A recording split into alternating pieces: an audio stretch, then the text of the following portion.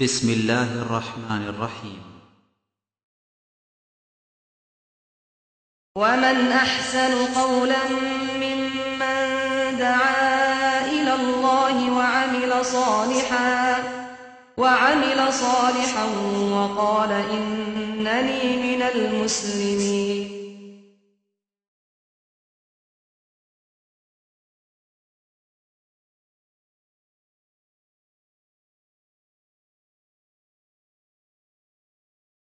ومن يشاقق الرسول من بعد ما تبين له الهدى ويتبع غير سبيل المؤمنين نوله ما تولى ونصله جهنم وساءت مصيرا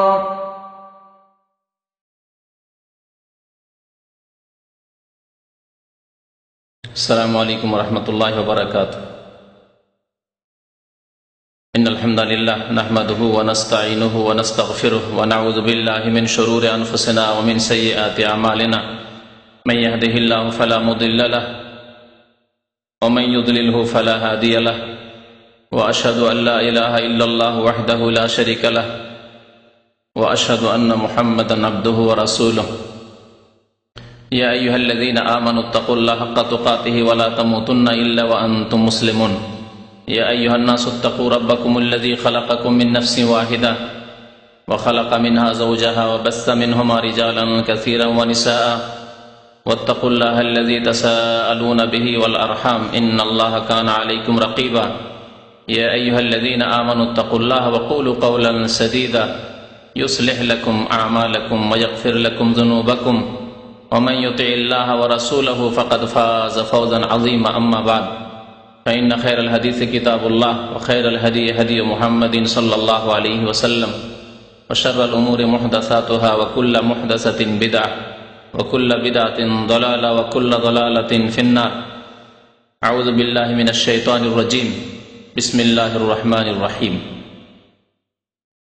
ومن يشاقق الرسول من بعد ما تبين له الهدى ويتبع غير سبيل المؤمنين نوليه ما تولى ونصليه جهنم وساءت مصيرا وقال الله تعالى في موضع آخر أم لهم شركاء شرعوا له من الدين ما لم يأذن به الله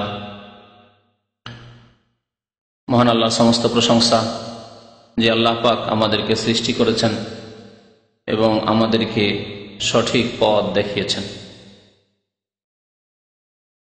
সে আল্লাহর সমস্ত প্রশংসা যে আল্লাহ পাক রব্বুল আলামিন আমাদেরকে এই উম্মতে মুহাম্মাদিয়া যে উম্মত শ্রেষ্ঠ উম্মত, যে জাতিকে আল্লাহ পাক রব্বুল আলামিন শ্রেষ্ঠ জাতি বলে আখ্যায়িত করেছেন, সেই জাতি সেই উম্মতের অন্তর্ভুক্ত হওয়ার তৌফিক দান করেছেন। দরুদ ও সালাম নাযিল হোক আমাদের প্রিয় নবী বিশেষ নবী মুহাম্মদুর রাসূলুল্লাহ সাল্লাল্লাহু আলাইহি ওয়াসাল্লামের প্রতি, যার অনুসরণ করা, যার ইত্তেবা করা, যার আনুগত্য করা মহান আল্লাহ ফরজ করেছেন, যার আনুগত্য করাকে আল্লাহর আনুগত্য বলে আখ্যায়িত করেছেন। যে ব্যক্তি রাসূলুল্লাহ সাল্লাল্লাহু আলাইহি ওয়াসাল্লামকে মানল, সেই ব্যক্তি আল্লাহকে মানল। যে ব্যক্তি রাসূলুল্লাহ সাল্লাল্লাহু আলাইহি ওয়াসাল্লামের নিয়ে আসা দ্বীনের উপর, পথের উপর চলল, সেই ব্যক্তি আল্লাহ পাক রব্বুল আলামিনকে পেতে পারে। এই হচ্ছে সিরাতে মুস্তাকিম, সরল সহজ পথ, যেই পথের কামনা করার জন্য, চাওয়ার জন্য দোয়া করার আদেশ প্রদান করেছেন আল্লাহ পাক রব্বুল আলামিন প্রত্যেক নামাজে। ইহদিনাস সিরাতাল মুস্তাকিম আল্লাহ শিখিয়েছেন। এমন এক দোয়া যে দোয়া ছাড়া নামাজ কবুল হয় না, অর্থাৎ সূরা ফাতিহা ছাড়া নামাজ হয় না। যে সূরা ফাতিহা আমরা 5 ওয়াক্তের প্রত্যেক রাকাতে দোয়া করার জন্য আদিষ্ট হয়েছি। দোয়া করতে হয় আমাদেরকে যে আল্লাহ আমাদেরকে সিরাতে মুস্তাকিম দেখাও, সহজ সরল পথ, সোজা পথ, নবী করিম সাল্লাল্লাহু আলাইহি সাল্লামের নিয়ে আসা পথ, যেই পথের উপর তিনি চলেছেন, তার সাহাবায়ে কেরাম খোলাফায়ে রাশিদিন চলেছেন, তাবেঈন তাবা তাবেঈন চলেছেন, মুসলিমগণ যারা সৎকর্মশীল তারা চলেছেন, সেই পথ আমাদেরকে দেখাও। সিরাতাল লাযিনা আন'আমতা আলাইহিম, পুরস্কৃতদের পথ, যাদেরকে পুরস্কার দেওয়ার আল্লাহ তুমি ঘোষণা করেছ, সেই পথ। আল্লাহুম্মা সাল্লি আলাইহি আল্লাহুম্মা বারিক আলাইহি। আজকে আলোচনা করব আপনাদের সামনে উপমহাদেশ ভারত, বাংলাদেশ, পাকিস্তান এসব দেশে, যেসব দেশের মানুষ আমরা, এসব দেশে প্রচলিত বিদাতগুলি সম্পর্কে, বিদাত সম্পর্কে রমজান মাসে ইফতার ক্যাম্পে কয়েকদিন বক্তব্য করা হয়েছে। তবে কয়েকটি ওয়াদা করেছিলাম ইফতার ক্যাম্পের ভাইদের কাছে যে প্রচলিত বিদাত, যে বিদাতগুলি আমাদের ঘরে ঘরে রয়েছে, আমাদের গ্রামে গ্রামে শহরে মানুষের মধ্যে প্রচলিত রয়েছে, এই বিদাতগুলি সম্পর্কে, বিদাতগুলিকে চিহ্নিত করার জন্য, শনাক্ত করে দেওয়ার জন্য, যাতে করে মানুষের জন্য বিদাতকে চেনা সহজ হয়ে যায়, ওই বিদাতগুলির কথা উল্লেখ করব। বিদাত সম্পর্কে নবী করিম সাল্লাল্লাহু আলাইহি ওয়াসাল্লাম কি বলেছেন, এ সম্পর্কে যদি আলোচনা করা যায় তাহলে সেখানেই থেকে যাব। সেই আলোচনাগুলি আজকে না বাড়িয়ে শুধু ওই বিদাতগুলির কথা উল্লেখ করব, যেই বিদাতগুলি আমাদের সমাজে ছড়িয়ে ছিটিয়ে আছে। কারণ যেসব ভাইরা, মুসলিমরা বিদাত করে থাকে, তারা সেই বিদাতগুলিকে বিদাত মনে করে না, সেগুলিকে ইবাদত মনে করে, অথচ সেগুলি ইবাদত নয়, বিদাত। তাহলে ইবাদত কি আর বিদাতি কি? জি, ইবাদত যা আল্লাহ পাক রব্বুল আলামিনের জন্য করা হয় এবং একমাত্র রাসূলুল্লাহ সাল্লাল্লাহু আলাইহি সাল্লামের তরিকা মোতাবেক করা হয়, রাসূলুল্লাহ সাল্লাল্লাহু আলাইহি সাল্লামের অনুসরণের ভিত্তিতে করা হয়। নবী করিম সাল্লাল্লাহু আলাইহি সাল্লামের রাস্তা ছেড়ে এদিক ওদিক না যাওয়া হয়, নবী সাল্লাল্লাহু আলাইহি সাল্লামের তরিকায়, আদর্শ মোতাবেক, সুন্নত অনুসারে এবং একমাত্র আল্লাহর জন্য যেসব কাজগুলি হয় সেগুলি ইবাদত। আপনি যদি নামাজ কায়েম করেন আল্লাহর জন্য আর নবী করিম সাল্লাল্লাহু আলাইহি সাল্লামের আদর্শ সুন্নত মোতাবেক যদি নামাজ আদায় করেন তাহলে সেটি হচ্ছে ইবাদত। এইরকম অন্যান্য ইবাদত বন্দেগীর ক্ষেত্রে, আকীদা বিশ্বাসের ক্ষেত্রে, কথার ক্ষেত্রে, কর্ম আমলের ক্ষেত্রে, যেসব আকীদা বিশ্বাস, যেসব কথা, যেসব আমল কর্ম নবী করিম সাল্লাল্লাহু আলাইহি সাল্লাম থেকে প্রমাণিত, সেসব কাজ, সেসব কথা, সেসব ইতিকাদ বিশ্বাস যদি রাখেন, বলেন আর করেন, তাহলে হবে সেগুলি সুন্নত এবং সেগুলি ইবাদত হবে। আর যদি নবী করিম সাল্লাল্লাহু আলাইহি সাল্লামের সুন্নতকে বাদ দিয়ে, তার আদর্শ রাস্তাকে বাদ দিয়ে যদি নতুন কোনো তরিকায় কোনো কথা বলেন, ধর্মের নামে, দ্বীনের নামে কোনো আকীদা বিশ্বাস রাখেন, কোনো আমল করেন, কাজ করেন, কিন্তু সেটি নবী করিম সাল্লাল্লাহু আলাইহি সাল্লামের সুন্নতের মোতাবেক নয়, সুন্নতের অনুকূলে নয়, সুন্নতের বিপরীত, সুন্নত দ্বারা প্রমাণিত নয়, তাহলে সেগুলি বিদাত হবে। যদিও আপনি সেগুলিকে ইবাদত মনে করে, নেকি মনে করে, ভালো কাজ মনে করে আপনি আদায় করছেন। এই বিদাত, বিদাত মানুষ শুধু কাজে কর্মে করে না। আমি ইঙ্গিত করেছি আমার এই কথাগুলিতে যে বিদাত মানুষের তিনটি ক্ষেত্রে হয়ে থাকে। আকীদার ক্ষেত্রে বিদাত হয়ে থাকে, আকীদার ক্ষেত্রে মানে বিশ্বাসী বিদাত ভরা আছে। আপনার বিশ্বাসই হচ্ছে বিদাতি বিশ্বাস, ধর্মীয় বিশ্বাস, ইতিকাদ যেটাকে বলা হয় বা আকীদা বলা হয়, দ্বীনি বিশ্বাস, ধর্মীয় বিশ্বাস। ধর্মের নামে, দ্বীনের নামে আপনি বিশ্বাস করছেন, অথচ সেই বিশ্বাসগুলি নবী করিম সাল্লাল্লাহু আলাইহি সাল্লাম করেননি, তার খোলাফা রাশিদিন ওইসব কথা বিশ্বাস করেননি। সাহাবায়ে কেরাম 1,24,000-এর বেশি রাদিয়াল্লাহু আনহুম আজমাইন, তারা এসব বিশ্বাস আকীদা রাখতেন না, এসব কথা বিশ্বাস করতেন না। তাহলে এগুলি ইসলামিক বিশ্বাস নয়, এগুলিকে বলা হবে বিদাতি ইতিকাদ বা বিদাতি বিশ্বাস, ধর্মের নামে অন ইসলামিক বিশ্বাস, বিদাতি বিশ্বাস, বিদাতি আকীদা। তাহলে আকীদার ক্ষেত্রে, ইতিকাদের ক্ষেত্রে, বিশ্বাসের ক্ষেত্রে হচ্ছে এক ধরনের বিদাত। কয়েকটি বিদাতের কথা এই ক্ষেত্রে উল্লেখ করবো ইনশাআল্লাহ তাআলা। কথার ক্ষেত্রে, কথার দ্বারাও বিদাত হয়, কাজ নয়, কথার দ্বারা, জবানের দ্বারা আপনি বিদাত করছেন। কোনগুলি বিদাত? তাহলে যেই কথাগুলি ধর্ম মনে করে, ধর্মের নামে নবী করিম সাল্লাল্লাহু আলাইহি সাল্লাম বলেননি, তার খোলাফা রাশিদিন বলেননি, সাহাবায়ে কেরামরা সেগুলিকে উচ্চারণ করেননি, বলেননি, সেগুলি আপনি ইবাদত মনে করে, নেকি মনে করে, সওয়াব মনে করে, ধর্ম মনে করে, দ্বীন ইসলাম মনে করে আপনি বলছেন, সেগুলি হচ্ছে কথার ক্ষেত্রে বিদাত। তৃতীয় হচ্ছে আমলের ক্ষেত্রে বিদাত, কর্মের ক্ষেত্রে বিদাত, এমন কাজকর্ম যেগুলি নবী করিম সাল্লাল্লাহু আলাইহি সাল্লাম নিজে করেননি, যদি দিন হতো, ইসলাম হতো, তাহলে প্রথমে তিনি করতেন, করেননি তিনি। তার খোলাফায়ে রাশেদিন রাদিয়াল্লাহু তাআলা আনহুম আজমাইন তারা করেননি, সাহাবায়ে কেরামগণ করেননি, তাবেঈন তাবা তাবেঈন করেননি। যারা ওই তাবেঈন তাবা তাবেঈন যারা সাহাবায়ে কেরামদের অনুসরণ করেছেন, যারা খোলাফায়ে রাশেদিনের অনুসরণ করেছেন, যারা নবী করিম সাল্লাল্লাহু আলাইহি ওয়াসাল্লামের অনুসরণ করেছেন, তারা করেননি। স্বর্ণযুগ বলা হয় এই যুগগুলিকে, তারা করেননি। এমন কাজ আপনি করছেন, এমন আমল করছেন, অথচ সেগুলিকে আপনি ধর্ম মনে করছেন, দিন মনে করছেন, নেকির কাজ মনে করছেন, সওয়াবের কাজ মনে করছেন, ইবাদতের কাজ মনে করছেন। এগুলি হলো কর্মের ক্ষেত্রে বিদআত। তাহলে তিন প্রকারের বিদআতের কথা শুনে রাখুন। আকীদার ক্ষেত্রে, বিশ্বাসের ক্ষেত্রে বিদআত, কথার ক্ষেত্রে বিদআত, বাচনিক বিদআত, আর আমলের ক্ষেত্রে, কর্মের ক্ষেত্রে বিদআত। বিদআত সম্পর্কে দুই একটি আয়াত আপনাদের সামনে বলি। আল্লাহ পাক রব্বুল আলামিন ইরশাদ করেছেন যে ওয়া মান ইউশাকিকির রাসূল মিন বাদি মা তাবায়্যানা লাহুল হুদা ওয়া ইয়াত্তাবি গায়রা সাবিলিল মুমিনিন নুওয়াল্লিহি মা তাওয়াল্লা ওয়া নুসলিহি জাহান্নাম ওয়া সাআত মাসীরা। সূরা নিসার আয়াত নম্বর 115 তে মহান আল্লাহ ইরশাদ করেছেন যে যারা নবী মুহাম্মদ সাল্লাল্লাহু আলাইহি সাল্লামের কি করলো, বিরুদ্ধাচরণ করলো। ওয়া মান ইউশাকিকির রাসূলা, আর রাসূল বলা হয়েছে অর্থাৎ বিশেষ রাসূল। কোন রাসূল? শেষ নবী মুহাম্মদ সাল্লাল্লাহু আলাইহি ওয়াসাল্লাম, যার প্রতি কোরআনুল কারীম নাযিল হয়েছে এবং জীবনের প্রত্যেকটি ক্ষেত্রে যার আনুগত্যের আদেশ প্রদান করা হয়েছে, যার দিন সারা বিশ্বের মানুষের জন্য এসেছে, যার উপর যে কিতাব নাযিল হয়েছে সারা বিশ্বের মানুষের জন্য হিদায়াত করে আল্লাহ পাক রব্বুল সেই কিতাব নাযিল করেছেন। এখানে রাসূল মানে অন্য কোন রাসূল নন, বরং শেষ রাসূল মুহাম্মদ সাল্লাল্লাহু আলাইহি ওয়াসাল্লাম। ওয়া মান ইউশাকিকির রাসূলা, যে ব্যক্তি রাসূলুল্লাহ সাল্লাল্লাহু আলাইহি ওয়াসাল্লামের, মুহাম্মদ সাল্লাল্লাহু আলাইহি ওয়াসাল্লামের বিরুদ্ধাচরণ করলো, নাফরমানি করলো, বিরোধিতা করলো, না জেনে, না মিন বাদি মা তাবায়্যানা লাহুল হুদা, হিদায়াতের পথ, ইসলামের পথ, দ্বীনের পথ, কোরআন সুন্নাহর পথ সুস্পষ্ট হয়ে যাওয়ার পরে তার সামনে বর্ণনা করে দেওয়া হয়েছে। কোরআনে কারীমের তাফসীর মওজুদ রয়েছে, বাংলা ভাষায় কোরআন শিক্ষার ব্যবস্থা মওজুদ রয়েছে। এমন নয় যে কোরআনের অর্থই বুঝে না, বুঝার কোনো ব্যবস্থা হয়নি।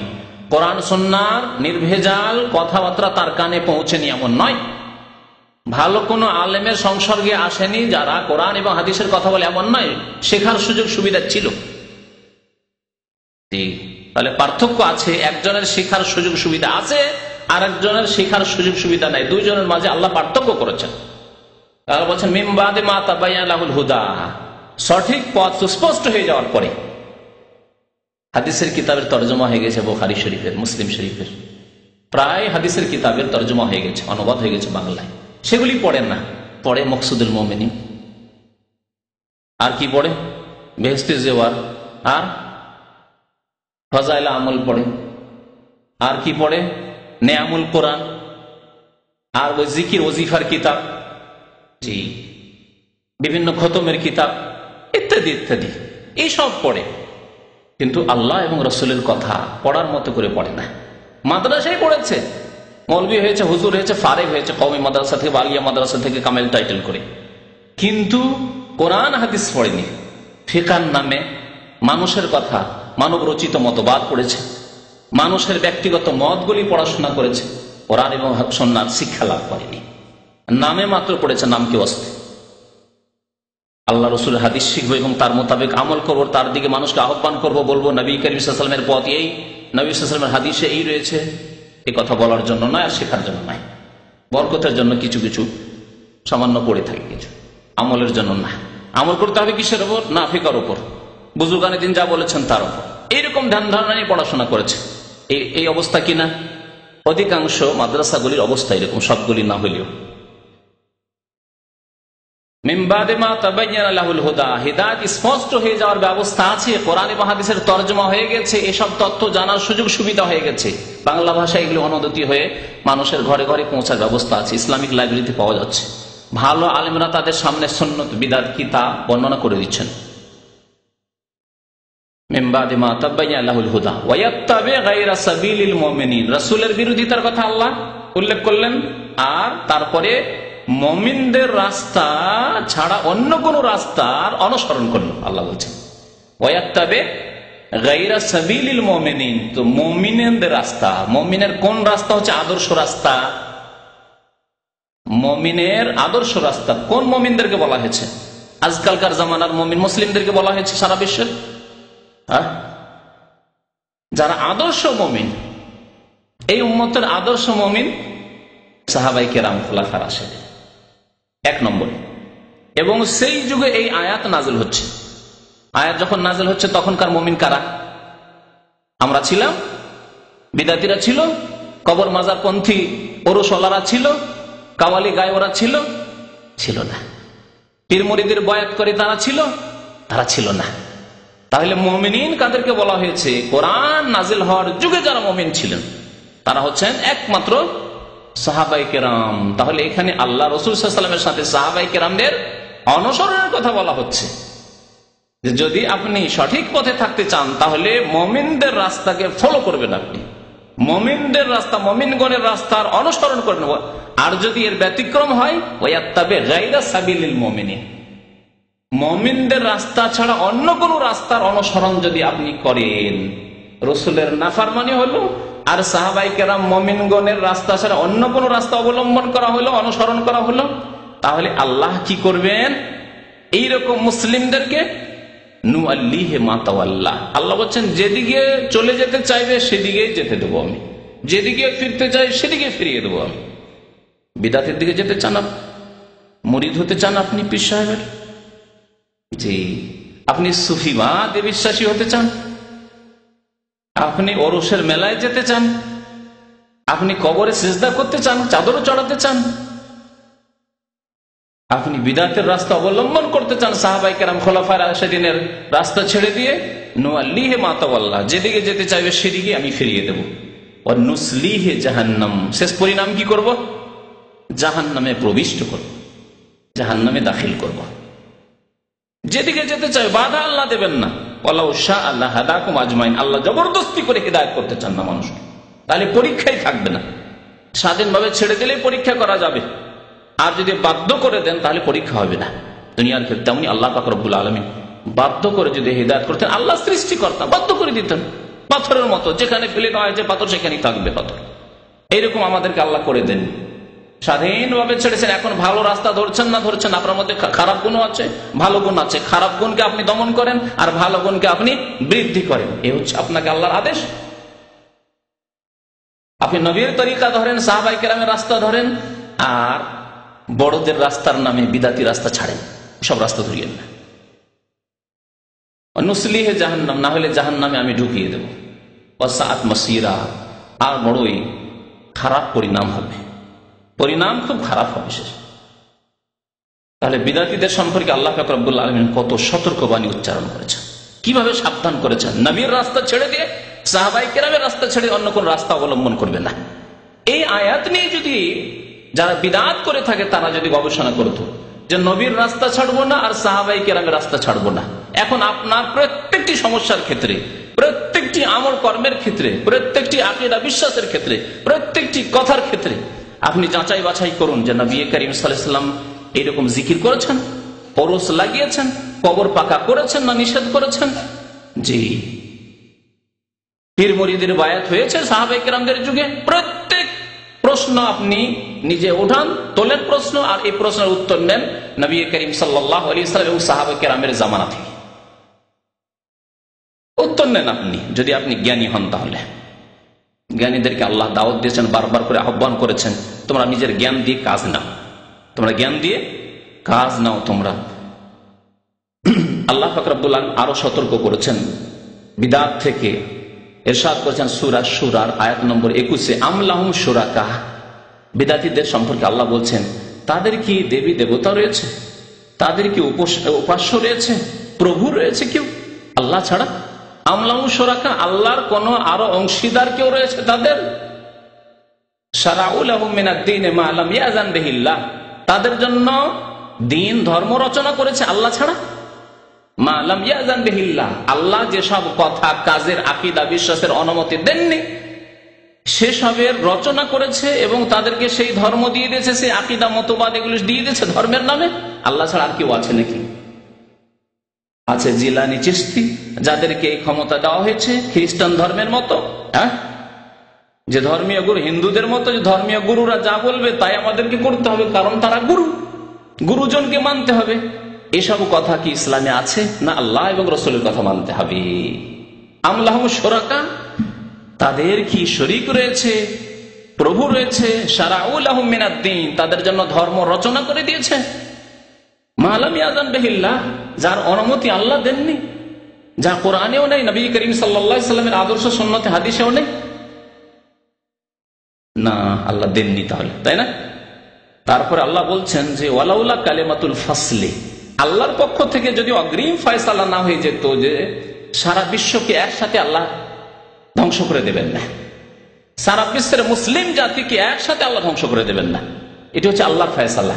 নবী করিম সাল্লাল্লাহু আলাইহি ওয়াসাল্লাম বলেছেন একটি হাদিসে যে আমার উম্মত কি আল্লাহ পাক রব্বুল আলামিন সারা বিশ্ব থেকে একেবারে একসাথে ধ্বংস করে দেবেন, এটা করবেন না। ওয়ালাউলা কালিমাতুল ফাসল, আল্লাহর পক্ষ থেকে যদি ফয়সালার বাণী উচ্চারণ না হয়ে যেত, ফয়সালার ঘোষণা না হয়ে যেত যে আমি সারা পৃথিবীর মুসলিমদেরকে একসাথে আযাব দিয়ে ধ্বংস করে দেব না, লাকুযিয়া বাইনাহুম, তাহলে তাদের ফয়সালা আল্লাহ করেই দিতেন, তাদের সর্বনাশ করে দিতেন। এই বিদাতের কারণে যে আল্লাহকে বাদ দিয়ে, আল্লাহর কিতাব বাদ দিয়ে, আল্লাহ রসুলকে বাদ দিয়ে অন্যদের রচিত বিধান তারা নিয়ে নিয়েছে।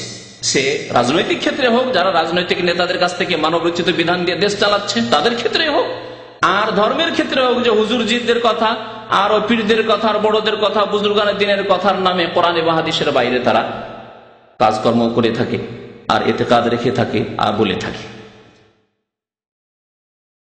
আল্লাহ পাক রব্বুল আলামিন সবচেয়ে ক্ষতিগ্রস্ত ওই সব লোকদেরকে বলেছেন। কারা তারা? সূরা কাহফ আয়াত নম্বর 103 এবং 104 মহান আল্লাহ ইরশাদ করেছেন, কুল হাল নুনাব্বিউকুম বিল আখসারিনা আমালা, হে নবী মুহাম্মদ সাল্লাল্লাহু আলাইহি ওয়াসাল্লাম আপনি বলে দিন যে তোমাদেরকে জানিয়ে দেব কি, হাল নুনাব্বিউকুম, তোমাদেরকে জানিয়ে দেব কি ওই সব লোকদের সম্পর্কে যারা আমলের ক্ষেত্রে অধিক ক্ষতিগ্রস্ত, কর্মের ক্ষেত্রে কর্ম করেও ক্ষতিগ্রস্ত। আল্লাযীনা দাল্লা সাইহুম, তারপরে আল্লাহ নিজেই জানিয়ে দিচ্ছেন। জানিয়ে দেব কি বলার পরে আল্লাহ জানিয়ে দিচ্ছেন নবীকে যে তুমি জানিয়ে দাও, মানুষকে, মুসলিমদেরকে জানিয়ে দাও, বিশ্ববাসীকে জানিয়ে দাও, আল্লাযীনা দাল্লা সাইহুম ফিল হায়াতিদ দুনিয়া, পার্থিব জীবনে যাদের মেহনত পণ্ড হয়ে গেছে, যাদের পরিশ্রম বিপথে চালিত হয়েছে। দাল্লা মানে রাস্তা হারিয়ে দেওয়া। মেহনত তো করেছে, পরিশ্রম করেছে, ইবাদত বন্দেগীর নামে ইবাদত তো করেছে, কঠোর মেহনত করেছে, কিন্তু তা বিপথে চালিত হয়েছে, ভুল পথে চালিত। দাল্লা সাইহু, ভুল পথে চালিত হয়েছে। নামাজ পড়েছে ভুল করে, রোজা রেখেছে ভুল করে, হজ করেছে ভুল করে, উমরা করেছে ভুল করে, জি ভুল করে, সব জিকির আজকার করেছে ভুল করে, ওজিফা পড়েছে সব ভুল করে, সব ভুল। দোয়া করেছে ভুল করে, মাধ্যম ধরে, মাধ্যম ছাড়া আল্লাহ দোয়া কবুল করবেন না, ওসিলা ধরে, হ্যাঁ মাধ্যম লাগবে। এইভাবে তাদের মেহনত তো হয়েছে, কিন্তু মেহনত গুলি ভুল পথে হয়েছে। দাল্লা সাইহুম ফিল হায়াতিদ দুনিয়া, অথচ তাদের ধারণা, ভুল করা সত্ত্বেও তাদের ধারণা কি, ওয়াহুম ইয়াহসাবুনা আন্নাহুম ইউহসিনুনা সুনআ, তাদের ধারণা যে তারা খুব ভালো ভালো কাজ করে দুনিয়া থেকে এসেছে, নেকির পাহাড় নিয়ে কবরে গিয়েছে, এইরকম ধারণা তাদের। বিদাতীদের বাপদাদা মারা গেছে, তাদের ধারণা কি, তাদের বাপদাদা পূর্বপুরুষ সম্পর্কে, যে আমাদের পূর্বপুরুষ বাপদাদা না এত এত ভালো কাজ করে গেছে, এতবার হজ করে গেছে, এত জিকির আজকার করতো, একবারে ফানাফিল্লা হয়ে গেছে, আর কত রকমের যে নেকির কাজ করে গেছে, কত নফল ইবাদত বন্দি করেছে, ফরজ ওয়াজিব সুন্নাত তো করেছে, কত যে গাড়ি গাড়ি নফল ইবাদত করেছে। এই ইয়াহসাবুনা আন্নাহুম ইউহসিনুনা সুনআ, খুব ভালো কাজ করে গেছে আর আমরাও ভালো কাজ করছি। এইভাবে আল্লাহ পাক রব্বুল আলামিন বিদাত সম্পর্কে সতর্ক করেছেন। মনে রাখবেন বিদাত সম্পর্কে, যে বিদাত মানে ধর্মের নামে নতুন কাজ, ধর্মের নামে যা নতুন হবে তাই হচ্ছে বিদাত, সে দেখতে ভালো লাগুক আর খারাপ লাগুক। তার মানে ইসলামে বিদাতের কোনো ভাগ নেই, যে কিছু বিদাতে হাসানা, হাসানা মানে কি ভালো, কিছু ভালো বিদাত আছে যে বিদাত হইলেও নতুন হলেও আল্লাহ নবী করেননি, সাহাবায়ে কেরাম করেননি, খোলাফায়ে রাশিদিন করেননি, কিন্তু কাজগুলি সুন্দর, এর নাম হচ্ছে বিদাতে হাসানা। এইরকম ভাগ ইসলামে নেই। আল্লাহর নবী করেননি, সাহাবায়ে কেরাম করেননি, অথচ করার উপায় উপকরণ ছিল, তারা করতে পারতেন ইচ্ছা করলে। আল্লাহর আদেশ যদি হতো আর আল্লাহ সন্তুষ্টির রাস্তা যদি হতো তো অবশ্যই তারা করতেন। করেননি তার মানেই ভালো না। আর আপনাকে আদেশ করা হয়েছে আপনি নবীর অনুসরণ করবেন, আগে বাড়বেন না। সূরা হুজরাতের আয়াতগুলো শুরু থেকে পড়ুন এবং তার তাফসীর পড়ুন। আল্লাহ লা তুকাদ্দিমু বাইনা ইয়াদাইল্লাহি ওয়া রাসূলিহি, আল্লাহর আগে বাড়িও না, রাসূলের আগে বাড়িও না। আল্লাহ পাক বললেন না করতে, জানালেন না যেগুলো নেকির পথ, ভালো কাজ, সওয়াবের কাজ, এগুলি হচ্ছে ধর্ম, আল্লাহ জানালেন না, রাসূল জানালেন না, তারপরে আপনি আগে বেড়ে কাজ করা শুরু করেন। না না না, এগুলিও ভালো কাজ, বিদআতে হাসানা, যদিও নতুন কিন্তু ভালো কাজ। এটি কোরআনের এই আদেশ লঙ্ঘন করা নয় কি? আল্লাহর আগে বাড়িও না, রাসূলের আগে বাড়িও না। লা তুকাদ্দিমু বাইনা ইয়াদাইল্লাহি ওয়া রাসূলিহি ওয়াত্তাকুল্লাহ, আল্লাহকে ভয় করো, আল্লাহকে ভয় করো। বিদআত সম্পর্কে সতর্ক করতে গিয়ে নবী করিম সাল্লাল্লাহু আলাইহি ওয়াসাল্লাম কি বলেছেন? কুল্লু মুহদাসাতিন বিদআত, প্রত্যেক নতুন কাজ যা ধর্মের নামে হবে তা হচ্ছে বিদআত। তাহলে কুল্লু বলেছেন কি বলেননি? তাহলে সবগুলি বিদআত। আর যারা ভাগ করে মুসলিম সমাজকে বিদআত করাচ্ছে, জানা বিদআতে হাসানাগুলি করুন। কবরে চাদর চড়ানো বিদআতে হাসানা, জিকির আজকাল যে করছি আমরা সম্মিলিত বিদআতে হাসানা বলবো, সেগুলি প্রচলিত বিদআত যেহেতু উল্লেখ করবো সেই জন্য আর এখন সেগুলি উদাহরণ দিচ্ছি না।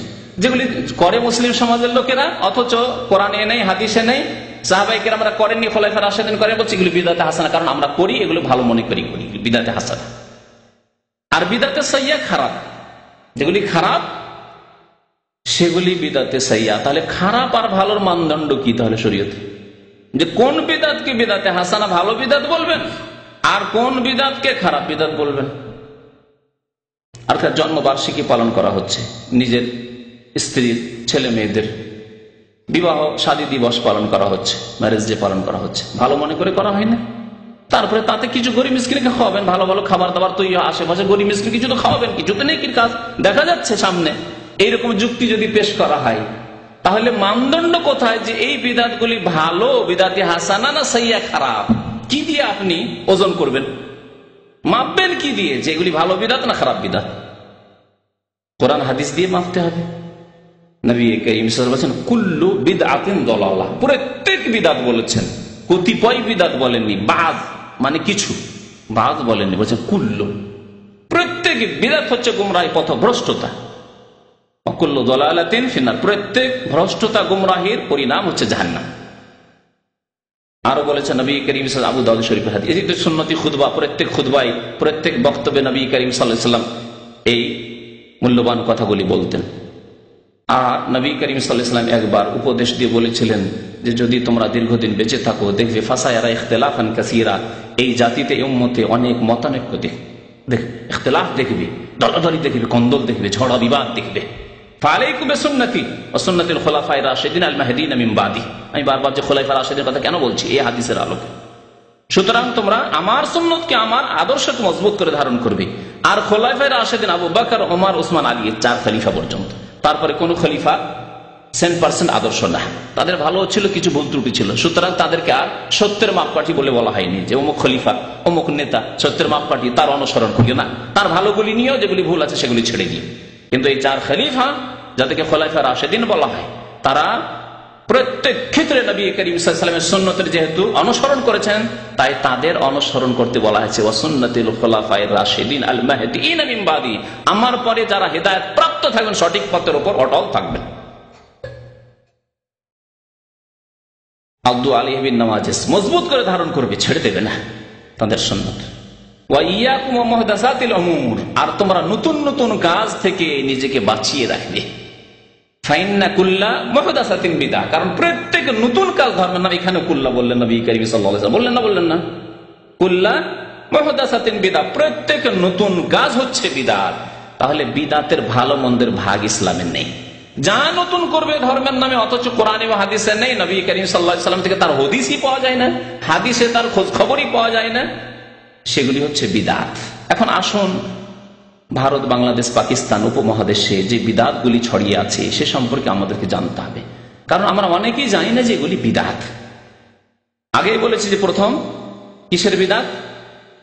আকীদার বিদাত বলিনি, বিশ্বাসের বিদাত। বিশ্বাসের ক্ষেত্রে মগজে বিদাত ঢুকানো আছে, আমলে নেই, কর্মে নেই, কথাই নেই, কিন্তু মগজে ঢোকা আছে। মগজে যদি কোনো বিদাত ঢোকা থাকে তো সেগুলির প্রতিফলন ঘটবে, তখন আমলে কথায় ওই রকম কথা বেরোবে, বিদাতি কথা বেরোবে, বিদাতি আমল হবে, বিদাতি কর্ম হবে। তাহলে আকীদা, বিশ্বাস হচ্ছে আসল। বিশ্বাসটিও কি হইতে হবে? বিশুদ্ধ হইতে হবে, সহি আকীদা হইতে হবে। সৌদি আরবে ছোট্ট ছোট্ট কিতাব, কিন্তু সেই কিতাবগুলি পড়লে সহি আকীদা জানতে পারবেন, কারণ কোরআন এবং হাদিস থেকে সংক্ষেপে লেখা হয়েছে আল আকিদাতুস সাহিহা, বিশুদ্ধ খাঁটি নির্ভেজাল আকীদা। সেগুলি জানতে হবে, আর তার বিপরীতগুলি জানতে হবে, বিপরীতগুলি ছাড়ার জন্য আর সহি আকীদাগুলিকে বিশ্বাস করার জন্য। তাহলে আকীদার ক্ষেত্রে বিদাতের একটি বিদাত দিয়ে শুরু করি। প্রথম বিদাত হচ্ছে গৌস এবং কুতুব সম্পর্কে আমাদের ধারণা। উপমহাদেশের অধিকাংশ মুসলিমদের ধারণা, এটি হিন্দুদের বিশ্বাস নয়, অধিকাংশ মুসলিমদের বিদাতপন্থীদের ধারণা যে পৃথিবীতে একজন গৌস আছেন আর কুতুব আছেন, জি, যারা পৃথিবীর নিয়ন্ত্রণ করছেন, যারা পৃথিবীকে ধরে আছেন, আকাশ জমিনকে তারা ধরে আছেন, তার মানুষের রুজি রিজিককে ধরে আছেন, বিপদ আপদকে তারা দূরে সরাতে পারেন, তারপরে ইচ্ছা করলে বিপদ আপদ দিয়ে সারা পৃথিবীকে ধ্বংস করে দিতে পারেন। তারা পৃথিবীর তাসাররুফকারী, নিয়ন্ত্রণকারী। তারা কোথাও আপনাদের স্টিমার জাহাজ যাচ্ছে, লঞ্চ যাচ্ছে আর ডুবতে যাচ্ছেন, তারা ইচ্ছা করলে উদ্ধার করে নিতে পারেন। জি, উড়োজাহাজ যাচ্ছে আর যাওয়ার অ্যাক্সিডেন্ট হতে যাচ্ছে, ইচ্ছা করলে তারা নিজের তাওয়াজ্জু দিয়ে, নিজের বলে ক্ষমতায় তারা উদ্ধার করে নিতে পারেন। আবার ইচ্ছা করলে কোথাও অ্যাক্সিডেন্ট তারা করিয়ে দিতে পারেন। পৃথিবীর সবকিছু নিয়ন্ত্রণ। এমনকি হায়াত মতের, কেউ মরতে যাচ্ছে বাঁচিয়ে নিতে পারেন, আর কেউ জন্ম নিতে যাচ্ছে নাও দিতে পারেন, কারোর ছেলে মেয়ে হবে নাও দিতে পারেন। এই সবগুলির ক্ষমতা গৌস এবং কুতুব রাখে। এই আকীদা হিন্দুদের আকীদার কথা বলছি না, এটি বৌদ্ধদের আকীদা নয়, এটি শিখদের আকীদা নয়। এই আকীদা হচ্ছে নামে মাত্রে মুসলিম, অথচ তারা মুশরিক, হিন্দুদের মতোই তাদের আকীদা গৌস সম্পর্কে। এই জন্য ওই শ্রেণীর মুসলিমরা বলে ইয়া গৌসুল আজম মাদাদ, কি বলে?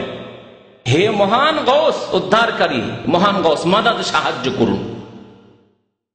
আর তাদের ধারণা যে আব্দুল কাদের জিলানী, বড় পীর যার নাম তারা দিয়েছে, তিনি হচ্ছেন গৌস। আর বড় বড় যারা ওলিয়া উলিয়া পীর সাহেব, তারা হচ্ছেন কুতুব। খাজা মঈনুদ্দিন চিশতি কুতুব। জি, বাংলাদেশে এরকম বহু কুতুব আছে, দেখবেন কিতাব, বিদাতের কিতাবে, যে তিনি আল্লাহর ওলি ছিলেন এবং কুতুব ছিলেন। জি, কুতুব আরবি ভাষা, ওর মানে জানেন, গৌস মানে উদ্ধারকারী। কোন জীবিত মানুষ তো উদ্ধার করতে পারে না, পারে? এতটুকু পারে যে তার সামনে কোন একটি ঘটনা ঘটছে, আর তারপর হয়তো যদি 10 জন একসাথে ডুবে মারা যাচ্ছে, 1-2 জনকে উদ্ধার করে সবাইকে উদ্ধার করতে পারবে? আর তবু তার মেহনত পরিশ্রম দিয়ে কোন বলে উদ্ধার করতে পারবে? এই উঠে আসো, ডুবতে কেন যাচ্ছ? পারবে জীবিত মানুষ? তাহলে জীবিত মানুষই যদি একটি জাহাজ ডুবতে যায় বা একটা কোনো দুর্ঘটনা হতে যায়, উদ্ধার করতে পারছে না, তাহলে মৃত ব্যক্তি জিলানী, চিশতি, শাহজালাল, আট্টসি, ভান্ডারী আর ওই ফুরফুরা আর অমুক আর তমুক যত পীরগুলি রয়েছে, এরাই হলে ওলিয়া উলিয়া আমাদের সমাজের।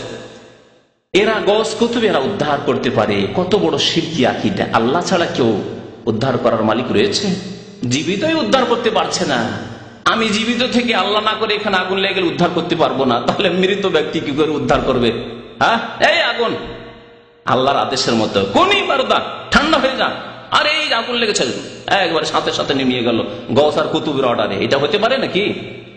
এই আকীদাই হচ্ছে ভারত, বাংলাদেশ, পাকিস্তানের অধিকাংশ মুসলিমদের আকীদা। গৌস কুতুব তাদের কিতাবে কিতাবে মওজুদ রয়েছে, আর এরই শিক্ষা দেওয়া হয় তাদের প্রতি ধর্মীয় প্রতিষ্ঠানগুলিতে, খানকায়, মাজারে এই শিক্ষাই দেওয়া হয়, গৌস কুতুবের শিক্ষা। এই গৌস কুতুবের শিরকি ইতিকাদ, শিরকি বিশ্বাস, আর তার প্রতিফলন ঘটছে কথা ইয়া গৌসুল আজম মাদাদ, এ কুতুব মাদাদ। বলছিলাম কুতুব মানে কি? কুতুব মানে আপনারা দেখেছেন আটা পিসা চাকি তো দেখেছেন না? মহিলারা আগের যুগে এসব মেশিন টেশিন হওয়ার আগে ঘরে আটা পিসত, জাঁতা, জাঁতার যে মধ্যখানের যেটা ইয়ে থাকে, কি বলে, কাঠ, কি বলে ওটাকে? খুঁটি। আচ্ছা, ভুলে গেছি, ছোট কালের কথা। তো এই যে মধ্যখানে আছে যেটা থেমে রয়েছে, ওই জাঁতা চাকিটাকে যদি সেটা না থাকে, ভেঙে যায়, তাহলে জাঁতা গড়ে পড়ে যাবে একদিকে, এক সাইডে চলে যাবে, যেতে দিচ্ছে না, চারদিকে ঠিক ভাবে নিজ ব্যালেন্সের উপরে ঘোরাচ্ছে, ঠিক না? ওই কাঠটাই যদি এই খোঁটাটা না থাকতো তাহলে কিন্তু তা থাকতো না। তাহলে কুতুব যে পৃথিবীকে ধ্বংস হওয়া থেকে, পৃথিবীর সর্বনাশ থেকে, পৃথিবী হালাক হয়ে যাওয়া থেকে আর মানুষের হেফাজত ইত্যাদি সবকিছুকে নিয়ন্ত্রণ করে রয়েছে সমুদ্রকে, মহাসাগরকে নিয়ন্ত্রণ করেছে, আসমান এবং জমিনকে। অথচ আল্লাহ পাক বলছেন ইন্নাল্লাহ ইউমসিকুস সামাওয়াতি আন তাযুলা। আল্লাহ বলছেন আল্লাহ পাক নিশ্চয় আল্লাহ পাক রব্বুল আলামিন আকাশকে ধারণ করে রয়েছেন যাতে আকাশ ধ্বংস হয়ে পড়ে যায় না। জি, অ্যাক্সিডেন্ট হয় না, কোন ব্যতিক্রম দেখতে পাচ্ছেন হাজার হাজার বছর থেকে চলে আসছে। কোনদিন শুনেছেন মানব জাতির ইতিহাসে কোন গবেষক বলতে পেরেছে পৃথিবী কোনদিন আকাশ ধ্বংস হয়ে পড়ে গেছিল? হ্যাঁ, কিয়ামত যখন হবে তখন হবে, আল্লাহ যেদিন পৃথিবী ধ্বংস করবেন। আর এদের ধারণা যে কুতুব, সেই কুতুব পীর সাহেব কুতুব, বড় পীর হচ্ছে কুতুব।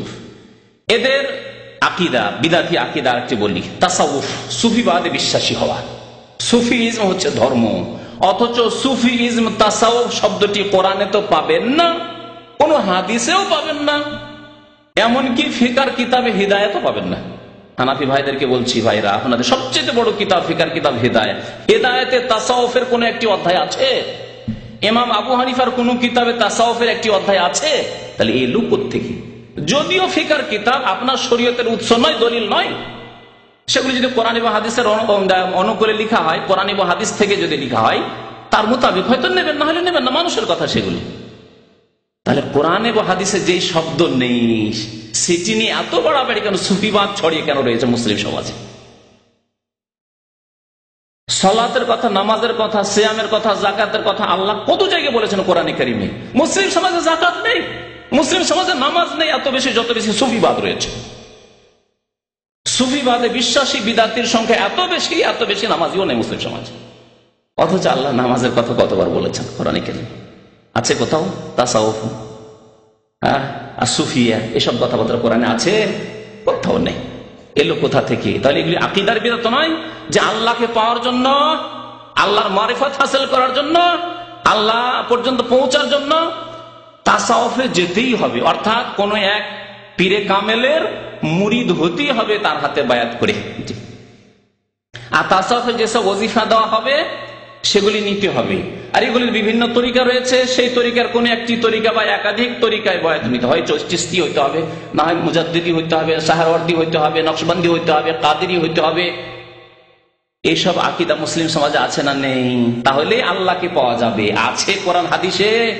কোথাও একটি হাদিস পারবেন দেখাতে যে নকশবন্দি আছে, চিশতি আছে? আরে চ তো আরবি ভাষাতে নেই, তো কোত্থেকে হবে? কোরআন হাদিস তো আরবি ভাষায় আছে। চিশতি চ আছে আরবি ভাষায়, আলিফ থেকে ইয়া পর্যন্ত বাচ্চাদেরকে তো আলিফ বা তা সা পড়াচ্ছেন, কোথাও আছে চ? নেই কোথাও। কোত্থেকে এলো সব? তাহলে বোঝা গেল যে চ আছে কোন ভাষায়? ফার্সি ভাষায় আছে। পারস্য দেশ থেকে এই বাতিল ধর্ম গিয়েছে ভারত উপমহাদেশে। এই সুফিবাদের ধর্ম ভারত থেকে কিছু নেওয়া হয়েছে আর পারস্য দেশ থেকে গেছে ইন্দোনেশিয়ার, আর যাওয়ার পরে তৈরি হয়েছে খিচুড়ি, পাক হয়েছে গিয়ে ভারত উপমহাদেশে। খিচুড়ির মাল মেটেরিয়াল যা লাগে, ডাল চাল লাগে, তা গিয়েছে ইরান থেকে, আর যাওয়ার পরে তৈরি হয়েছে ভারতে খিচুড়ি, সুফিবাদের খিচুড়ি। আর পীর মুরিদের ব্যবসা শুরু হয়েছে ভারত বাংলাদেশে। তারপরে বিভিন্ন তরিকায়, তারপরে এর উপরে বয়াত নেওয়া।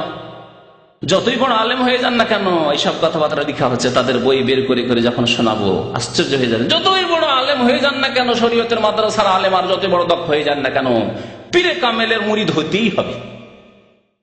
জি, চরমনাইয়ের কিতাব আমার টেবিলে রয়েছে, তাতে এই কথা বলা হচ্ছে বড় আলেম, কিন্তু যতক্ষণ পর্যন্ত পীরের মুরিদ না হলো ততক্ষণ সে কামেল হতে পারবে না, ততক্ষণ সে কামেল হতে পারবে না। কি ব্যবসা চলছে, পেটের ব্যবসা, বিনা পুঁজির ব্যবসা। আমাদের সুন্নতের অনুসারী ওলামারা বলেছেন যে এই ভারত উপমহাদেশের বিনা পুঁজি, টাকা পয়সা ইনভেস্ট করতে হয় না, বিনা পুঁজির ব্যবসা হচ্ছে পীর মুরিদের ব্যবসা। কোনো পয়সা লাগে না, বাস ভক্ত কিছু তৈরি করে নিতে হয়, যারা আপনার কেরামতির কথা উল্লেখ করবে, যারা আসছে আপনার কাছে কাস্টমার, তাদের কাছে আমার পীর সাহেবের অনেক কেরামতি রয়েছে। বিদাতি আকিদা হচ্ছে ওলি আউলিয়া সম্পর্কে ভ্রান্ত আকিদা। ওলি আউলিয়া সম্পর্কে ইসলামের আকিদা কি আর ভ্রান্ত আকিদা কি?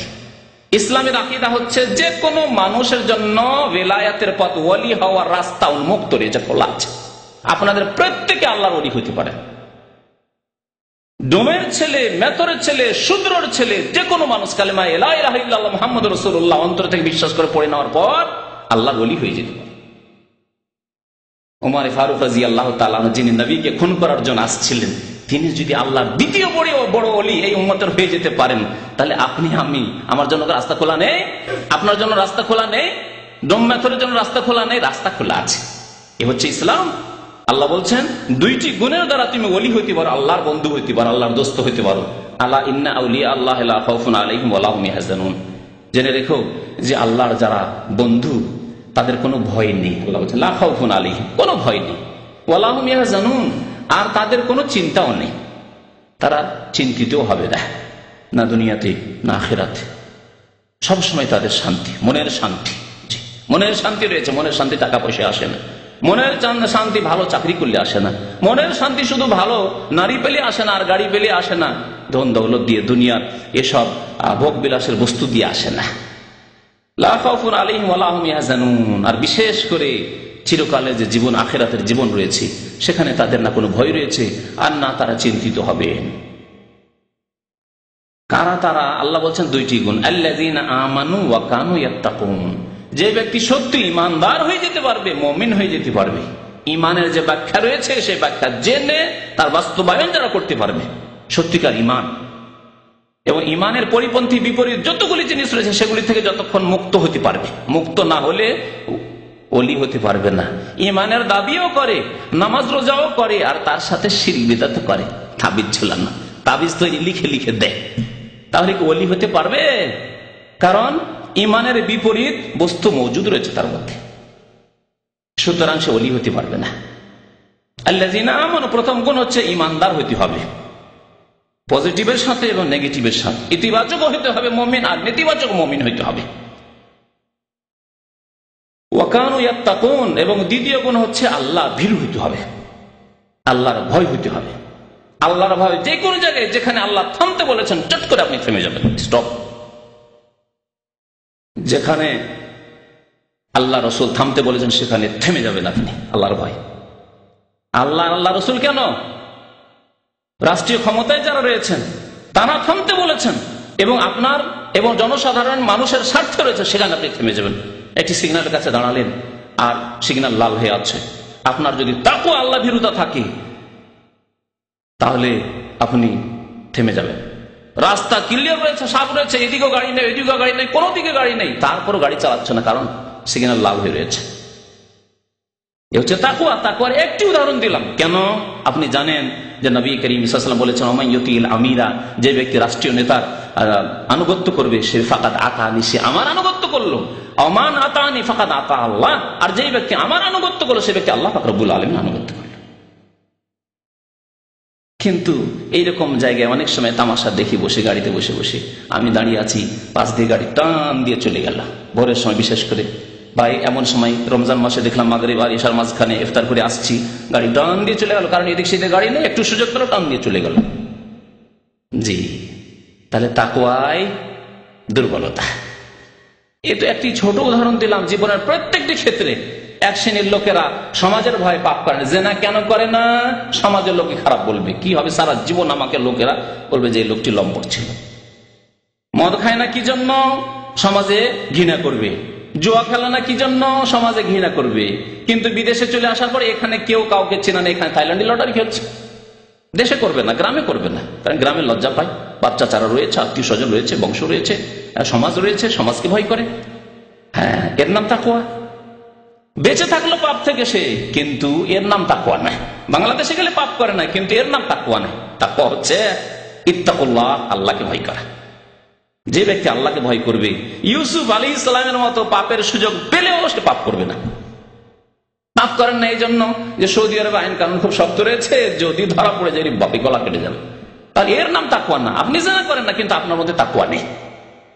আর আরেকজন লোক জেনা করেন শুধু আল্লাহর ভয়, যেখানেই রেখে দেন না কেন, নির্জনেই সুযোগ পাক না কেন ইউসুফ আলাইহিস সালামের মতো, তবু বলবে মাআযাল্লাহ, আল্লাহর পানা চাই, আল্লাহর কাছে আশ্রয় কামনা করি, ইন্নাহু রাব্বি আহসানা মাসওয়ায়া, যে আল্লাহ আমাকে এইভাবে লালন পালন করলেন, কূপ থেকে উঠিয়ে নিয়ে আসলেন আল্লাহ পাক রব্বুল আলামিন, সে আল্লাহর নাফরমানি করব, এরকম সুযোগ পেলেই আমি পাপ করা শুরু করব, জিনা করা শুরু করব? হতে পারে না আমার দ্বারা। এর নাম তাকওয়া। তাহলে এইরকম তাকওয়া যখন অর্জন করতে পারবেন তখন আপনি আল্লাহর ওলি হয়ে যাবেন। আপনাকে না টাকা পয়সার প্রলোভন দিয়ে পাপ করাতে পারবে, আর না আপনাকে কেউ চাপ সৃষ্টি করে পাপ করাতে পারবে, আপনার দ্বারা গুনাহ করাতে পারছে না কোন রকম ভাবে। তখন আপনি আল্লাহর ওলি। আল্লাযীনা আমানু ওয়া কানু ইয়াত্তাকুন, এইরকম মুসলিম মুমিন হইতে হবে, তাহলে মুমিনের পরে আপনি আল্লাহর ওলি। মুসলিম হওয়ার সাথে আপনি আল্লাহর ওলি হয়ে যাবেন।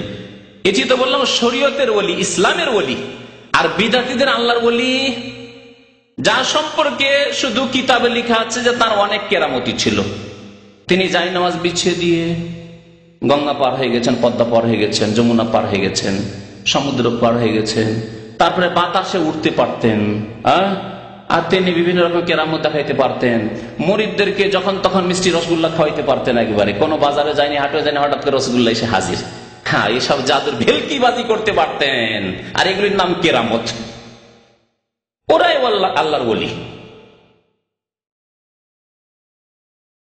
যিনি আসছে, ভক্তরা আসছে, দূর দূরান্ত থেকে আসছে পীর সাহেবের কাছে, আর পীর আসার সাথে সাথে বলে দিল যে হ্যাঁ আপনি পাবনা থেকে আসছেন তো, ঢাকার পীর দেওয়ানবাগি, হ্যাঁ, বা অন্য কোনো পীর, যে কোনো পীরের কথা, সব পীরই হচ্ছে ভণ্ড। ইসলামে আমাদের কাছে হক্কানি পীর আর ভণ্ড পীর দুই ভাগ নেই। যেমন বিদাতের দুই ভাগ নেই, তেমন পীরতন্ত্রের দুই ভাগ নেই, ভালো করে মনে রাখবেন। আর শুধু আমাদের কাছে না, কোরআন এবং হাদিসের কথা বলছি, আল্লাহর কসম করে বলছি, কোরআন এবং হাদিসে হক্কানি পীর আর সত্য পীর আর মিথ্যা পীর, হক্কানি পীর আর ভণ্ড পীরের এই ভাগ কোথাও নেই ইসলামে, ভালো করে শুনে রাখুন।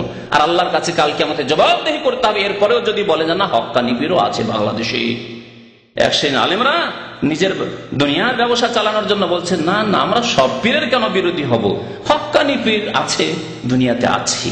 কোথা থেকে আছে?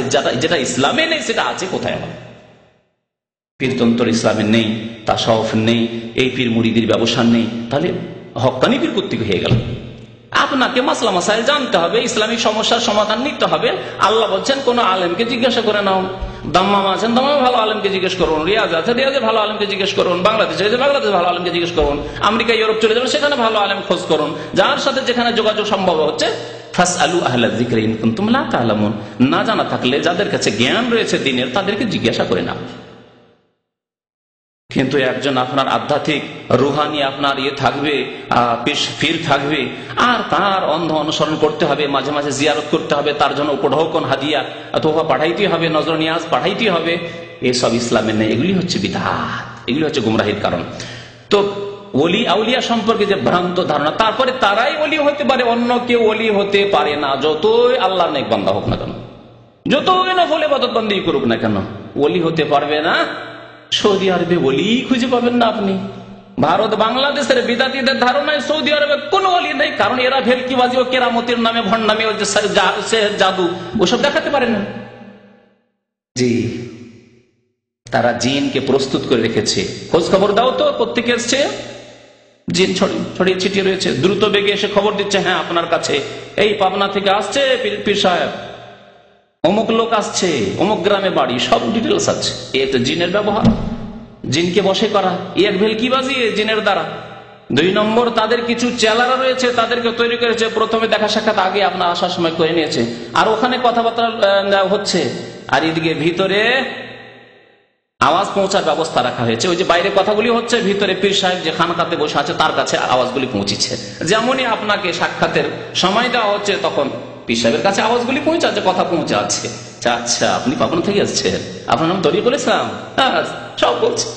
আপনি তো হতমবারে বাপরে বাপ, আমি তো শুনেছিলাম যে পীর সাহেব বড় পীর, যেমন তেমন বড় পীর নাই, তো সবচেয়ে বড় পীর বাংলাদেশে। সুবহানাল্লাহ। জি, এইভাবে শিরক কুফরিতে নিমজ্জিত করে দেওয়া হচ্ছে মুসলিম উম্মাহকে। তাহলে ওলি আউলিয়া সম্পর্কে ভ্রান্ত বিশ্বাস যে ওলি আউলিয়া বিশেষ লোকেরই হতে পারে এবং তাদের জন্য কেরামতি শর্ত না। 1,24,000 সাহাবাই কেরামের মধ্যে 10-20 জন সাহাবাই কেরাম ছাড়া কারো কেরামতি হয়নি। আর কেরামত মানেই বেশি শ্রেষ্ঠ এই কথা নয়। তাই যদি হতো তাহলে আবু বকর রাদিয়াল্লাহু তাআলার বেশি কেরামতি হতো, ওমর, ওসমান, আলীর কেরামতি বেশি হতো। এবং তাদের হাতে যদি তারপরে ওলি মানে নিয়ন্ত্রণ, পৃথিবীর নিয়ন্ত্রণ রাখতে পারে, নিজের নিয়ন্ত্রণ রাখতে পারছেন না, নিজে শহীদ করে দেওয়া হচ্ছে, নামাজের অবস্থায় ওমর রাদিয়াল্লাহু শহীদ করে দেওয়া হচ্ছে, নিজের হেফাজত করতে পারছেন না, অন্যের কি হেফাজত করবেন তিনি? ওসমান রাদিয়াল্লাহু তাআলা আনহুকে কোরআন তেলাওয়াতের অবস্থায় শহীদ করে দেওয়া হচ্ছে, নিজের সুরক্ষার ব্যবস্থা করতে পারছেন না, অন্যের হেফাজত কি করবেন? কিন্তু তারপরেও যাদের অন্তরে আল্লাহ তালা লাগিয়ে দিয়েছেন, খাতাম আল্লাহু আলা কুলুবিহিম, তারা সঠিক কথা বুঝতে পারছেন না। জি, তো পীরদের সম্পর্কে এই ধারণা যে তারাই আল্লাহর ওলি, এই এক ভণ্ড বিশ্বাস আর ভ্রান্ত বিশ্বাস। আকীদার ক্ষেত্রে বিদআতগুলি বলে শেষ করতে পারছি না। দুয়ার ক্ষেত্রে ওসিলা ধারা, মাধ্যম ধারা, যে আল্লাহ সরাসরি, আমরা গরিব মানুষ, মিসকিন, গুনাহগার, পাপী তাপী, আমাদের দোয়া আল্লাহ সরাসরি শুনবেন না। তাহলে কি করতে হবে? ওসিলা ধরে দোয়া করতে হবে যে আল্লাহ তোমার নবীর ওসিলায় আমার গুনাহ খাতা মাফ করো, বড় পীরের ওসিলায় আমার গুনাহ খাতা মাফ করো, অমুক পীরে কিবলার ওসিলায় গুনাহ খাতা মাফ করো। এই যে কথাগুলি রয়েছে এগুলি হচ্ছে ভ্রান্ত। এই এতেকাদ, প্রথমে বিশ্বাস যে ওসিলা না ধরলে, মাধ্যম না ধরলে আল্লাহর কাছে দোয়া পৌঁছে না, ঝুলন্ত অবস্থায় থেকে যায়, আকাশের নিচেই থেকে যায়। আর মাধ্যম ধরলে, যাদেরকে ধরলাম, যাদের ওসিলার কথা বললাম, যাদের রেফারেন্স দিলাম, বরাত দিলাম, তারা পৌঁছে দিবে দোয়াগুলি। এই ভ্রান্ত শিরকি আকীদা, আল্লাহর মাঝে এবং বান্দার মাঝে মাধ্যম সাব্যস্ত করা হচ্ছে শিরকি আকীদা। এগুলি হচ্ছে বিদআতি আকীদা। নবীদেরকে এবং সৎ কর্মশীলদের, সৎ লোকদেরকে, শহীদদেরকে ওসিলা মনে করা। 5 নম্বরের এতেকাদ বিশ্বাসের ক্ষেত্রে ভ্রান্ত আকীদা হচ্ছে স্বপ্নকে বিশ্বাস করা। স্বপ্নকে বিশ্বাস করা, স্বপ্নের প্রতি বিশ্বাস এবং তার মোতাবেক আমল করা, কাজকর্ম করা। আজকাল মুসলিম সমাজে কিছু ধর্মীয় কিতাব পাবেন স্বপ্নে ভরা, শুধু স্বপ্নের ধর্ম। অমুক ব্যক্তি অমুক ওলিকে দেখলেন, আল্লাহ নবীকে দেখলেন, আল্লাহ নবীকে দেখে কেমন করে বুঝলেন আল্লাহ নবী? আপনি দেখেছেন আল্লাহ নবী? তাহলে শয়তান তো ধোঁকা দিতে পারে আপনাকে। সাহাবী যদি দেখতেন আল্লাহ নবীকে, তার কথা হ্যাঁ, সাহাবী দিনে দেখছেন আল্লাহ নবীকে আর রাত্রে স্বপ্নে দেখছেন, তাহলে তিনি অবশ্যই দেখছেন, কারণ নবী করিম সাল্লাল্লাহু আলাইহি সাল্লামের রূপ ধারণ শয়তান করতে পারবে না, এটি সহিহ হাদিস। তারপর শুধু নবীর ক্ষেত্রে না, ওলিয়া উলিয়ার ক্ষেত্রে অমুক ওলি, অমুক হুজুর আসলেন, অমুক পীরে কিবলা আসলেন, আসার পরে বললেন যে তোমরা এরকম ঝগড়া বিবাদ করছো, এগুলি করা ঠিক নয়। শুধু স্বপ্নে নয়, জাগ্রত অবস্থায় নাকি চলে আসে ওলিয়া উলিয়ারা, জাগ্রত অবস্থায় চলে আসে মুরিদানের কাছে তাদের সমস্যার সমাধান করার জন্য। অথচ নবী করিম সাল্লাল্লাহু আলাইহি ওয়াসাল্লাম সাইয়্যিদুল মুরসালিন, সৃষ্টি সেরা, তিনি হাসান হোসেন রাদিয়াল্লাহু তাআলা আনহু, তাদের যখন সমস্যা হলো অন্যদের সাথে, তখন সমস্যার সমাধানের জন্য আসার তৌফিক পেলেন আল্লাহর পক্ষ থেকে। বুঝতে পারছেন কেমন শিরকি এতেকাদ বিশ্বাস আছে? স্বপ্ন সম্পর্কে এরকম ভ্রান্ত ধারণা যে স্বপ্নে ওলিয়া উলিয়াকে দেখা যায় এবং ওলিয়া উলিয়া আমাদের সমস্যার সমাধান করেন, আমাদেরকে সৎ পরামর্শ দিতে আসেন, আমাদেরকে গাইড করে থাকেন কি করতে হবে না করতে হবে, কি সিদ্ধান্ত নিতে হবে না নিতে হবে, আর সেগুলির প্রতি বিশ্বাস করা হচ্ছে ভ্রান্ত বিদআতি আকীদা যা আমাদের সমাজে রয়েছে। আকীদা বিশ্বাসের ক্ষেত্রে আরেকটি বিদআত হচ্ছে দ্বীনকে দুনিয়া থেকে আলাদা করে দেওয়া, পৃথক করে দেওয়া, ধর্মকে রাজনীতি থেকে আলাদা করে দেওয়া, এই এক বিদআত রয়েছে। আর এই বিদআত সারা মুসলিম বিশ্বে ছড়িয়ে রয়েছে। এই সৌদি আরবে যেখানে কোরআন সুন্নাহর আইন আলহামদুলিল্লাহ বাস্তবায়িত হচ্ছে, এই দেশ ছাড়া সারা পৃথিবীর প্রত্যেকটি দেশে ধর্ম আলাদা, রাজনীতি আলাদা। রাজনীতি করবে তো মার্ক্সের রাজনীতি করো, আর না হলেও জাতীয়তাবাদের রাজনীতি করো, না হয় ওই পুঁজিবাদীদের রাজনীতি করো, আর না হলে অন্যর করো। এসব মানব রচিত বিধানের রাজনীতি, এসব রাজনীতি চলছে তাদের। গণতন্ত্রের রাজনীতি, গণতন্ত্র কে দিল? পশ্চিমারা দিল। গণতন্ত্রের রাজনীতি করো, রাজনীতি আলাদা আর ধর্ম আলাদা। ধর্ম হচ্ছে নামাজ রোজা হজ যাকাতের নাম, আর রাজনীতি করবেন, আপনি পার্লামেন্টে আসবেন আর আপনি রাষ্ট্রপতি হবেন, প্রধানমন্ত্রী হবেন, তার জন্য ইলেকশন করতে হবে, আর তার জন্য এই হবে সেই হবে, তার জন্য এইরকম সিস্টেম আছে, সাংগঠনিক সিস্টেম আছে যেগুলি শরীয়তে নেই, কিচ্ছু নেই, আর এই হতে হবে। আর যদি রাজনৈতিক ক্যাডাররা বলে দেয় যে আজকে ধর্মঘাট করতে হবে, ধর্মঘাট করতে হবে, ভাঙচুর করতে হবে, ভাঙচুর করতে হবে, এই বিরোধীদেরকে মারতে হবে, হাত পা ভাঙতে হবে, ভাঙতে হবে। ধর্ম আলাদা, রাজনীতি। রাজনীতির ক্ষেত্রে হালাল হারামের কিছু নেই। রাজনীতির ক্ষেত্রে আবার জায়েজ না জায়েজ কি, আবার হালাল হারাম কি আছে? রাজনীতি করছে। তাহলে দ্বীনকে দুনিয়া থেকে আলাদা করে দেওয়া, রাজনীতিকে ধর্ম থেকে আলাদা করে দেওয়া, আর শিক্ষাকেও আলাদা করে দেওয়া। দুনিয়ার শিক্ষা, স্কুল কলেজ ইউনিভার্সিটি, যদি ডাক্তার ইঞ্জিনিয়ার হতে চান তাহলে স্কুল কলেজ ইউনিভার্সিটিতে চলে যান। সেখানে শুধু দুনিয়ার শিক্ষা, দিনের গন্ধ পর্যন্ত নেই। দিনের শিক্ষা কলেজ ইউনিভার্সিটিতে নেই।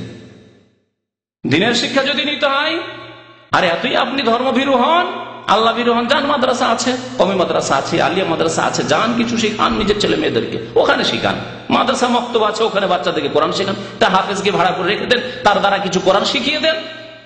এই ধর্মকে আলাদা করে দেওয়া হয়েছে যে দুনিয়া থেকে, দিনী শিক্ষাকে দুনিয়ার শিক্ষা থেকে আলাদা করে দেওয়া হয়েছে। নবী করিম সাল্লাল্লাহু আলাইহি ওয়াসাল্লাম, সাহাবায়ে কেরাম, খোলাফায়ে রাশেদিন, তারপরে যুগ যুগ ধরে মুসলিম উম্মাতের খোলাফায়ে রাশেদিনরা, বাবা অন্যান্য খোলাফারাও আজ পর্যন্ত এই সৌদি আরবে, আলহামদুলিল্লাহ, সৌদি আরবের সিলেবাস সম্পর্কে যাদের জ্ঞান আছে, সৌদি আরবে দুই শিক্ষা আলাদা করা হয়নি। যে মাদ্রাসা মানে ধর্মীয় প্রতিষ্ঠান শুধু, আর স্কুল মানে সেখানে শুধু জিওগ্রাফি শিখো আর ম্যাথমেটিক্স শিখো, আর সেখানে সায়েন্স টেকনোলজি শিখো, আর সেখানে ইসলাম সম্পর্কে কিছু জানতে পারবে না, ইমানের পিলার জানতে পারলে না, ইসলামের পিলার জানতে পারলে না, নামাজ কেমন করে পড়া হয় তা জানতে পারলে না। এইরকম প্রতিষ্ঠান কোথাও সৌদি আরবে আলহামদুলিল্লাহ পাবেন না। এই জন্য এটি হচ্ছে ইসলামিক দেশ, এটি হচ্ছে ইসলামিক দেশ। কারণ এখানে দ্বীনকে দুনিয়া থেকে আলাদা করে দেওয়া হয়নি। এখানে ধর্মীয় শিক্ষাকে দুনিয়ার শিক্ষা থেকে, সায়েন্স টেকনোলজি থেকে আলাদা করে দেওয়া হয়নি।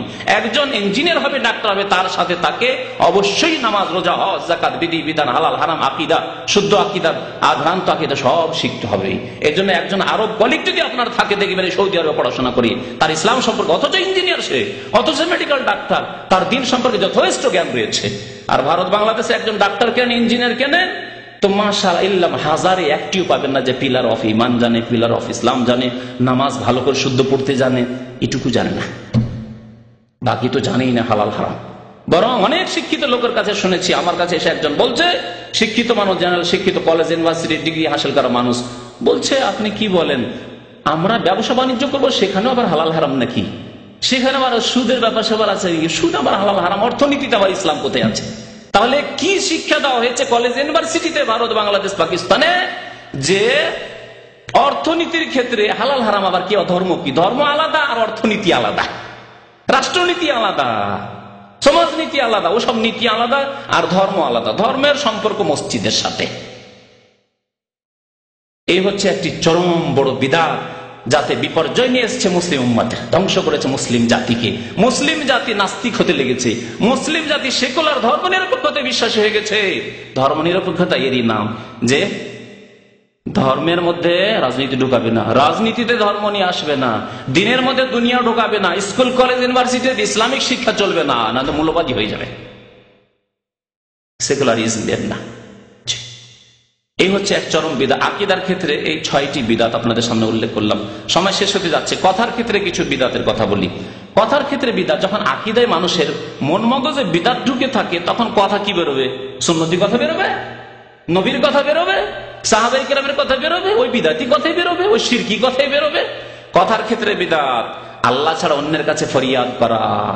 হে খাজা বাবা মাদাদ, খাজা বাবার নাম হচ্ছে গরিব নামাজ, জানেন? খাজা মঈনুদ্দিন চিশতির উপাধি হচ্ছে গরিব নামাজ, মানে গরিব দরিদ্রের দাতা। গরিব দরিদ্রের দাতা কে বলুন তো দেখি? আল্লাহ বলছেন আনতুমুল ফুকারাউ ইলাল্লাহ, হে বিশ্বের মানুষ, তোমরা আল্লাহর সামনে তোমরা দরিদ্র, অভাবী। আর এই সুফিবাদ আমাদেরকে শিখালো, এই বিদআতি আকীদা আমাদেরকে শিখালো যে তোমরা উচ্চারণ করো খাজা বাবা মঈনুদ্দিন চিশতি গরিব নামাজ, ইয়া আব্দুল কাদের জিলানী গৌসুল আজম শাইয়ান লিল্লাহ, আল্লাহর রাস্তায় আপনি কিছু আমাকে দেন। এগুলি শিরকি কুফরি কথা শিখালো এই ভ্রান্ত আকীদা। আল্লাহ ছাড়া অন্যের পানাহ চাওয়া, বালা মুসিবতে পড়লে পীর কিবলাকে ডাক দেওয়া, জি, জিনকে ডাকা, আল্লাহ ছাড়া অন্যকে ডাকা। হিন্দুরা দেবী দেবতাকে ডাকে, আর মুসলিমরা পীর বাবাকে, পীর কিবলাকে ডাকে। ইয়া আলী বলে ডাকে না, ইয়া হুসেন বলে ডাকে না, জি, ইয়া গাউস বলে ডাকে, জি, বড় বড় পীরের নাম ধরে তারা ডাকে। তাদের কাছে ওরা বড় পীর এবং তারা উদ্ধার করতে পারে। তাদের কথা বললাম যে এরা গাউস, কুতুব, আবদাল ইত্যাদি তাদের উপাধি রয়েছে। কথার ক্ষেত্রে আরেকটি বিদআত হচ্ছে জিকির আজকারের ক্ষেত্রে বিদআত। জিকির আজকারের ক্ষেত্রে, জিকির আজকার মানে, আমার জিকিরের আদবের বক্তব্য রয়েছে, শুনবেন। জিকির আজকার মানে উপমহাদেশের লোক বুঝে যে আনুষ্ঠানিক জিকির সম্মিলিত, বসে হালকা হালকা বানিয়ে, আর তার সাথে যে ওজিফাগুলি, জিকিরগুলি পীর সাহেব দিয়েছেন সেই জিকির, তারপরে তাতে 6 লতিফার জিকির, আর কিছু লোকের লতিফা না থাকলেও তাদের জিকিরের বিভিন্ন স্তর আছে। আপনি একেবারে নিচু স্তরের মুসলমান, সুতরাং পূর্ণাঙ্গ কলেমার জিকির লা ইলাহা ইল্লাল্লাহ পুরা জিকির। আর আপনি একটু অ্যাডভান্স উন্নত মুসলমান, আপনি জিকির করে কিছু উন্নতি করেছেন, পীরের মুরিদ বেশ কিছুদিন ধরে হয়ে আছেন আর উন্নতি করেছেন, কিছু বেশ ওয়াজিফা জিকির হয়ে গেছে, তাহলে ইল্লাল্লাহ ইল্লাল্লাহ ইল্লাল্লাহ ইল্লাল্লাহ। আরো কিছু উন্নতি করেছেন, আল্লাহু আল্লাহু আল্লাহু আল্লাহ। আরো কিছু উন্নতি যখন করে নিয়েছেন, এখন ফানা হয়ে গেছেন, ফানা ফিল্লা হয়ে গেছেন, একেবারে বিলীন হয়ে গেছেন আল্লাহ, হু হু হু হু হু, এই জিকির। এগুলি হচ্ছে মুসলিমদের জিকির, এগুলি হচ্ছে বিদাতি কথা আর এই বিদাতি ইবাদত। এসব হচ্ছে সুফিবাদের জিকির আজকার। এছাড়া বহু তাদের জিকির আজকার, বিদাতি জিকির আজকার রয়েছে, যেগুলি বলার এখানে সময় নেই। বিদাতি ওজিফা, জিকিরের পরে বিদাতি ওজিফা, কথার বিদাত হচ্ছে বিদাতি ওজিফা। ওজিফা আহাদ নামা, আমাদের দেশে আহাদ নামার কি ফজিলত, আহাদ নামা শুনেছেন না? আমাদের দেশে ওজিফার কিন্তু আহাদ নামা পাবেন। আর পাবেন দুয়ায়ে গাঞ্জুল আরশ, দুয়ায়ে গাঞ্জুল আরশ, গাঞ্জুল গাব, গাব আরবিতে আছে, গাব নেই, গাঞ্জুল আরশ গাব দিয়ে লেখা আছে। তাহলে বোঝা গেল এটাও করতে গিয়েছে, ওই পারস্য দেশ থেকে গিয়েছে। আর খতমে ইউনুস, ইউনুস আলাইহিস সালামের দোয়া কোরআনে কারিমে আছে, কিন্তু এত হাজারবার বা এত শতবার আর একেবারে চোখ বন্ধ করে অন্ধকার ঘরে পড়তে হবে বিভিন্ন ফর্মালিটিতে, তরিকাতে, এগুলি হচ্ছে সব বিদাতি জিকির আজকার, বিদাতি ওজিফা। বালা মুসিবত আসলে খতমে ইউনুস শুরু করে। কোন বালা মুসিবত, স্বামী জেলে চলে গেছেন, অসুস্থ হয়ে গেছে, কেউ হাসপাতালে আছে, সবাই মিলে ওই দানা নিয়ে, কি ডাল নিয়ে, বুট নিয়ে বসে, বাংলাদেশে বুট নিয়ে বসে, বুট যে বিভিন্ন রকমের বিচি নিয়ে বসে, ওই সব নিয়ে খতমে ইউনুস করে, খতমে ইউনুস, এগুলি সব বিদাত। এছাড়া বহু জিকির আজকার রয়েছে, বিদাতি জিকির রয়েছে, যেগুলি বলার এখানে সময় নেই। বিদাতের ক্ষেত্রে আরেকটি কথার বিদাত হচ্ছে দুরুদের বিদাত। দুরুদ ইসলামে আছে, আর প্রত্যেক নামাজে দরুদ না পড়লে নামাজ হয় না, এটি হচ্ছে আমাদের এতেকাদ, বিশ্বাস। দরুদ পড়া হচ্ছে নামাজের রকন, পিলার। যদি কেউ 14টির মধ্যে একটি, যদি কেউ আল্লাহুম্মা সাল্লি আলা মুহাম্মাদ আল্লাহুম্মা বারিক আলা মুহাম্মাদ ইন্নাকা হামিদুম মাজিদ পর্যন্ত না পড়ে, তাহলে তার নামাজ হয় না। আল্লাহ উত্তম অবস্থায়, নামাজের অবস্থা সবচেয়ে শ্রেষ্ঠ অবস্থা, মানুষের ইবাদতের অবস্থা, সেই সময় যদি আল্লাহর নবীর উপর দরুদ সালাম পেশ না, আসসালামু আলাইকা আইয়ুহান নবী ওয়া রাহমাতুল্লাহি ওয়া বারাকাতুহু, আত্তাহিয়াত যদি না পড়েন তাশাহুদ, তাহলে নামাজ হয় না। এই হচ্ছে আমাদের ইতিকাদ। পক্ষান্তরে ওই বিদাতপন্থীদের আলেমদের কথা শোনাচ্ছি, তাদের নিকটে দুরুদ পড়া, আত্তাহিয়াত পড়া ওয়াজিব নয়, ফরজ নয়, রুকুন তো নয়, না পড়লেও হয়, তত একটু বসে গেলেই নামাজ হয়ে যায়। আত্তাহিয়াত বসে যদি আত্তাহিয়াত নাও পড়ে, আল্লাহুম্মা সাল্লি আলা মুহাম্মাদ নাও পড়ে, নামাজ হয়ে যাবে। তাহলে দুরুদ কে পড়ে? আমরা পড়ি দুরুদ। দুরুদের ভক্তকে, নবীর উপর দরুদ সালাম কে বেশি পেশ করে? আমরা পেশ করি। আমরা মনে করি যে নামাজ হবে না যতক্ষণ আপনি দরুদ সালাম নবীর উপর পেশ না করবেন সাল্লাল্লাহু আলাইহি ওয়াসাল্লাম। যতবার নবীর নাম শুনবেন বলবেন সাল্লাল্লাহু আলাইহি ওয়াসাল্লাম। মুহাদ্দিসিন কিরামরা এই আদর্শ আমাদের মাঝে ছেড়ে গেছেন, নবী করিম সাল্লাল্লাহু আলাইহি ওয়াসাল্লামের এই আদর্শ ছেড়ে গিয়েছেন।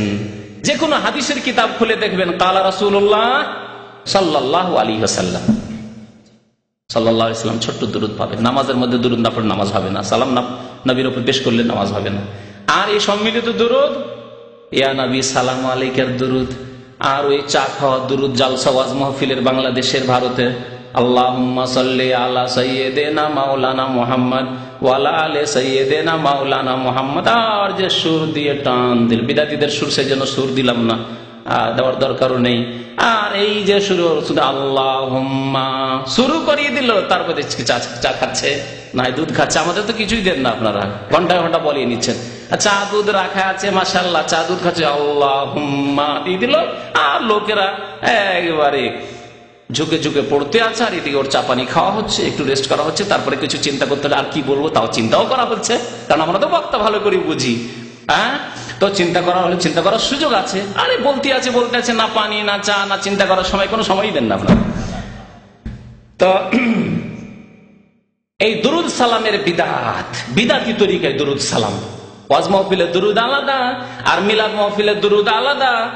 জি, জুমার দিনের জুমার নামাজের পরে দুরুদ আলাদা। আবার আজানের মধ্যে আসসালাতু আসসালামু আলাইকা ইয়া রাসূলুল্লাহ আজকাল শুরু হয়েছে বিভিন্ন মসজিদে, ভারত বাংলাদেশে পড়ে না, আসসালাতু আসসালামু আলাইকা ইয়া রাসূলুল্লাহ, আসসালাতু আসসালামু আলাইকা ইয়া নবী আল্লাহ, আসসালাতু আসসালামু আলাইকা ইয়া খায়রা খালকিল্লাহ। এগুলো নতুন শুরু করেছে যা কানে মাঝে মাঝে দেশে গেলে শুনতে পাওয়া যায় বিদাতীদের মসজিদ থেকে। কথার বিদাত হচ্ছে কোরআন এবং হাদিসের বিকৃতি। বিদাতীরা সমস্ত বিদাতকে সাব্যস্ত করার জন্য কোরআন এবং হাদিসের অর্থের বিকৃতি ঘটায়, শব্দের বিকৃতি ঘটাতে পারে না, কারণ আল্লাহ সুরক্ষিত করেছেন কোরআন এবং হাদিসকে তাদের এই জালেম হাত থেকে। কিন্তু তারা অর্থের বিকৃতি করে, অর্থের বিকৃতি করে। এর বিভিন্ন উদাহরণ রয়েছে, সময় তো অল্প, না হলে এগুলোর উদাহরণ দেওয়া যেতে পারে, তবে বিভিন্ন আলোচনা ইনশাআল্লাহ তাআলা এই উদাহরণগুলি দেওয়া হবে। কোরআন আয়াতের বিকৃতি করে। আল্লাহ নবীর জীবদ্দশায় আল্লাহ পাক রব্বুল বলছেন যে ওয়ালাউ আন্নাহুম ইযযালামু আনফুসাহুম, যখন কেউ জুলম অত্যাচার করবে, গুনাহ করবে, পাপের কাজ করবে, জাউকা, আর যদি আপনার কাছে আসে ফাস্তাগফিরুল্লাহ ওয়াস্তাগফার লাহুমুর রাসূল, আর তারা যদি আল্লাহর কাছে মার্জনা কামনা করে আর রাসূলও তাদের জন্য যদি মার্জনা কামনা করে, লাওয়াজাদুল্লাহ তাওয়াবুর রহিম, তাহলে আল্লাহ পাক রব্বুল আলামিন তাদের তওবা কবুল করবেন এবং আল্লাহ তাদের গুনাহ খাতা মাফ করবেন, দয়া করবেন। আল্লাহ নবীর জামানার কথা বলা হয়েছে বিশেষ ঘটনার প্রেক্ষাপটে, আর বিশেষ বিশেষ ঘটনার ক্ষেত্রে বলা হয়েছে এরকম ঘটনা ঘটেছিল, তখন বলছে এরা ভুল করেছে, এরা আসুক, আসার আল্লাহ নবীর কাছে ভুল স্বীকার করুক এবং আল্লাহ নবীর কাছে দরখাস্ত, ইয়া রাসূলুল্লাহ আপনি আমাদের জন্য গুনাহ খাতা মাফের দোয়া করেন, আর আমরাও তওবা ইস্তেগফার করছি, তাহলে আল্লাহ মাফ করবেন। সোজা অর্থ এর। কিন্তু আল্লাহ নবীর ইন্তেকালের পরে কবর মাজার পন্থীরা বলে যে না, এখন আল্লাহ নবীর কবরের কাছে যেতে হবে, আর যাওয়ার পরে বলতে হবে ইয়া রাসূলুল্লাহ আমি ভুল করেছি, জিনা করেছি ইয়া রাসূলুল্লাহ, আমি চুরি করেছি, ডাকাতি করেছি ইয়া রাসূলুল্লাহ, আমি টাকা পয়সা বেঈমানি করেছি, অনেকদিন নামাজ পড়িনি ইয়া রাসূলুল্লাহ, আমি আল্লাহর কাছে গুনাহ খাতার তওবা করছি, আপনি আল্লাহর কাছে আমার জন্য একটু মাফ চেয়ে দেন, আমার জন্য আল্লাহর কাছে একটু দোয়া করে দেন। কবরের কাছে জায়েজ বলতে দেখলেন কোরআন আয়াত কেমন বিকৃতি করে। এই অর্থ 1400 বছরের মুফাসসিরিনে কিরাম তারা বুঝেননি। আল্লাহ নবী সাহাবারা আল্লাহ নবী ইন্তেকালের পরে এই কাজ করেননি, সাহাবা তাবেঈনরা করেননি। সেই যুগে ভুল ভ্রান্তি হতো না, কেউ কেউ কবরের কাছে গিয়েছে আর গিয়ে বলেছে ইয়া রাসূলুল্লাহ ভুল করেছি, আপনি আল্লাহর কাছে একটু আমার জন্য ক্ষমা চেয়ে দেন। কেউ বলেছে এই তরিকা আছে? নেই তরিকা ইসলামে। এগুলি হচ্ছে কথার বিদাত। কথার বিদাতের মধ্যে হচ্ছে উচ্চারণ করা নিয়ত। প্রত্যেক কর্মের ক্ষেত্রে, ইবাদতের ক্ষেত্রে উচ্চারিত নিয়ত, নিয়ত করতে হয়, নিয়ত পড়তে হয় না। ভারত বাংলাদেশের অধিকাংশ মানুষরা নিয়ত কি করে? পড়ে, নিয়ত পড়ে। নিয়ত পড়া হচ্ছে কথার বিদাত, বাচনিক বিদাত। জোহরের নামাজ আবার ফরজ নামাজ, তাই বলতে হবে নামাইতু আন উসাল্লিয়া লিল্লাহি তাআলা আরবা রাকাতিন সালাতাজ যোহরে ফরিজাতান লিল্লাহি তাআলা মুতাওয়াজ্জিহান ইলাল কাবাতিশ শরীফা। আল্লাহু আকবার। কথার বিদাত আল্লাহ নবীও করেননি, এত নামাজ পড়েছেন তিনি, তা কোনো নামাজে তিনি নামাইতু পড়েননি, আর সাহাবায়ে কেরাম করেননি, খুলাফায়ে রাশিদিন করেননি, তাবেঈন করেননি, তাবা তাবেঈন করেননি, ইমাম আবু হানিফাও করেননি, ইমাম শাফি, মালিক, আহমদ কেউ করেননি। তাহলে এলো কোথা থেকে? এলো কোথা থেকে? বিদাতি মোল্লাদের পক্ষ থেকে। বিদাতি মোল্লারা মূর্খ লোকদেরকে, জনসাধারণকে, কানাকে হাইকোর্ট দেখিয়ে দিয়েছে, কোড়ে ঘর দেখিয়ে দিয়ে, কানা মানুষ তো বুঝবে না, অন্ধ মানুষ, হাইকোর্ট দেখিয়ে দিয়েছে, বিদাতে লিপ্ত করে দিয়েছে। আবার গিয়ার চেঞ্জ করতে হবে, এই বিদাত আবার বাচনিক বিদাতে গিয়ার চেঞ্জ করতে হবে। ফরজ নামাজে ফরিজাতান লিল্লাহ, আমি তো আরবি বুঝি, তাই গিয়ার চেঞ্জ করে দিলাম পট করে। আপনি তো ড্রাইভিং জানেন না, ইসলামের ড্রাইভিং জানেন? কোন জায়গায় বলতে হবে সুন্নাতান মুআক্কাদা লিরাসূলিল্লাহ সাল্লাল্লাহু আলাইহি ওয়াসাল্লাম, আবার কোন জায়গায় বলতে হবে সুন্নাতান গায়রে মুআক্কাদা বলতে হবে, কোন জায়গায় বলতে হবে নাফালান, কোন জায়গায় বলতে হবে তাহাজ্জুদান, কোন জায়গায় বলতে হবে সালাতুত তারাবিহ। এতগুলি গিয়ার, 2-4-5টা গিয়ার গাড়ির মধ্যে 4-5টা গিয়ার থাকলে না মুখস্থ করা যায়, এত গিয়ার কেমন করে চেঞ্জ করবেন আপনি? মহা মুশকিলে ফেলে দিয়েছে মুসলিম উম্মতকে বিদাতিরা।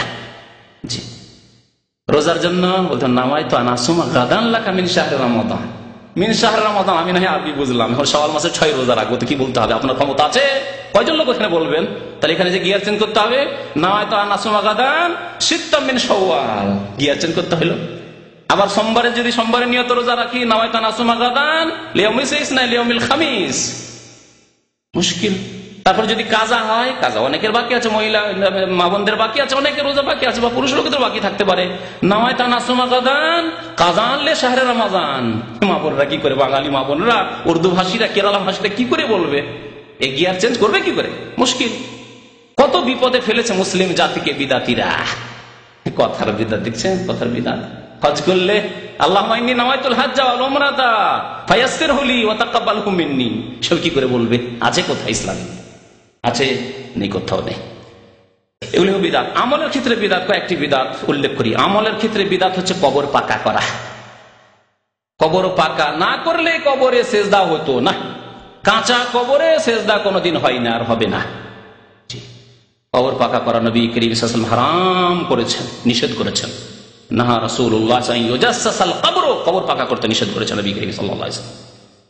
জি, নবীর বিরোধিতা করে ওমাইয়ুশাকিকির রাসূল আগে শুরুতে আয়াত পাঠ করেছে, নবীর বিরোধিতা যারা করলো তারা কোথায় যাবে? ওয়ানুসলিহি জাহান্নামে, জাহান্নামে যাবে। কবর পাকা যারা করেছে, করিয়েছে, এর পেছনে যারা ইন্ধন জুগিয়েছে, নুসলিহি জাহান্নাম ওয়া সাআত মাসির, আল্লাহ পাক রব্বুল আলামিন বলেছেন। কবর পাকা করা এই আমল হচ্ছে শিরকের দিকে উম্মতকে ঠেলে দেওয়া। কবরের উপর ঘর নির্মাণ করা, গম্বুজ তৈরি করা। কবরের ওপর যে তৈরি আছে, ঘর তৈরি আছে, তাকে এত সাজসজ্জিত করা হয়। এবং ভারত, পাকিস্তান, বাংলাদেশ এসব দেশগুলিতে সরকারের বাজেট পাস হয়। মসজিদের জন্য হয়তো বাজেট হয় না, কিন্তু মাজারের জন্য অবশ্যই বাজেট হয়। মসজিদ ভেঙে দিতে পারে, কিন্তু কোন স্টেশনে, বাস স্ট্যান্ডে, কোন জায়গায় যদি মাজার পড়ে যায়, পাকা কবর, তা ভাঙা চলবে না, তা ভাঙা যাবে না। কারণ জনসাধারণের কাছে ভোট নিতে হবে, আর জনসাধারণ সব কবর পূজারী, মুশরিক। সুতরাং তাদের মনকে জয় করতে হবে। আর মসজিদে তো নামাজ পড়ে, মসজিদ ভেঙে দিল, এমনকি 2-4 দিন কিছু লোকেরা অসন্তুষ্ট থাকবে, আর এরা ভোট না দিলেই বা কি হবে? কারণ এদের সংখ্যা কম, নামাজীদের সংখ্যা কম, আর কবর পূজারীদের সংখ্যা সবচেয়ে বেশি। কবর ভক্ত, পীর ভক্তদের সংখ্যা সবচেয়ে বেশি।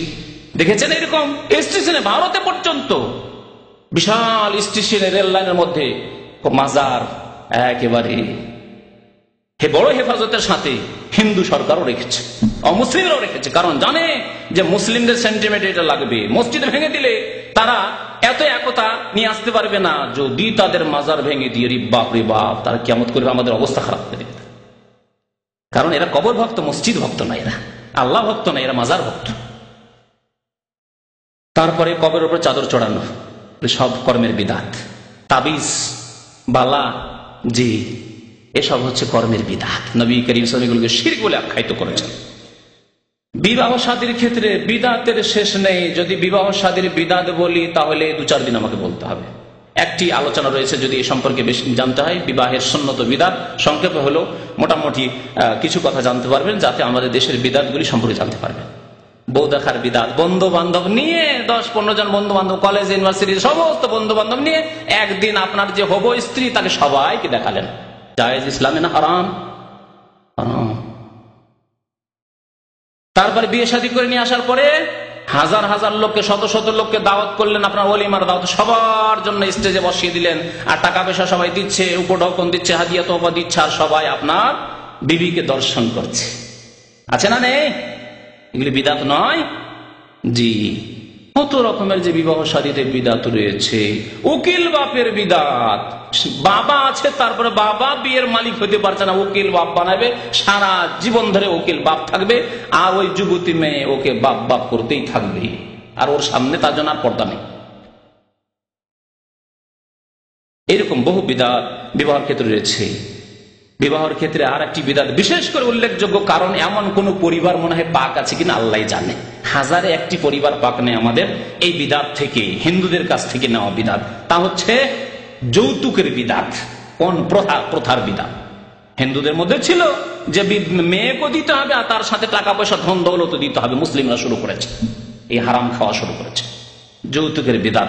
যার বাড়িতে মেয়ে পয়দা হয় তার মাথা ভারী হয়ে যায়, তখন হারাম পথ অবলম্বন করে যেই দিন মেয়ে জন্মেছে সেই দিন 20,000 টাকা ফিক্সড ডিপোজিট করে দেয়, যে 20 বছর পরে বিয়ে দেবো মেয়ের, আর এই 20,000 টাকা লাখ টাকা হয়ে যাবে, আর 1 লাখ টাকায় হয়তো বিয়ে শাদী বা 2 লাখ টাকা বিয়ে শাদী সেরে দেবো।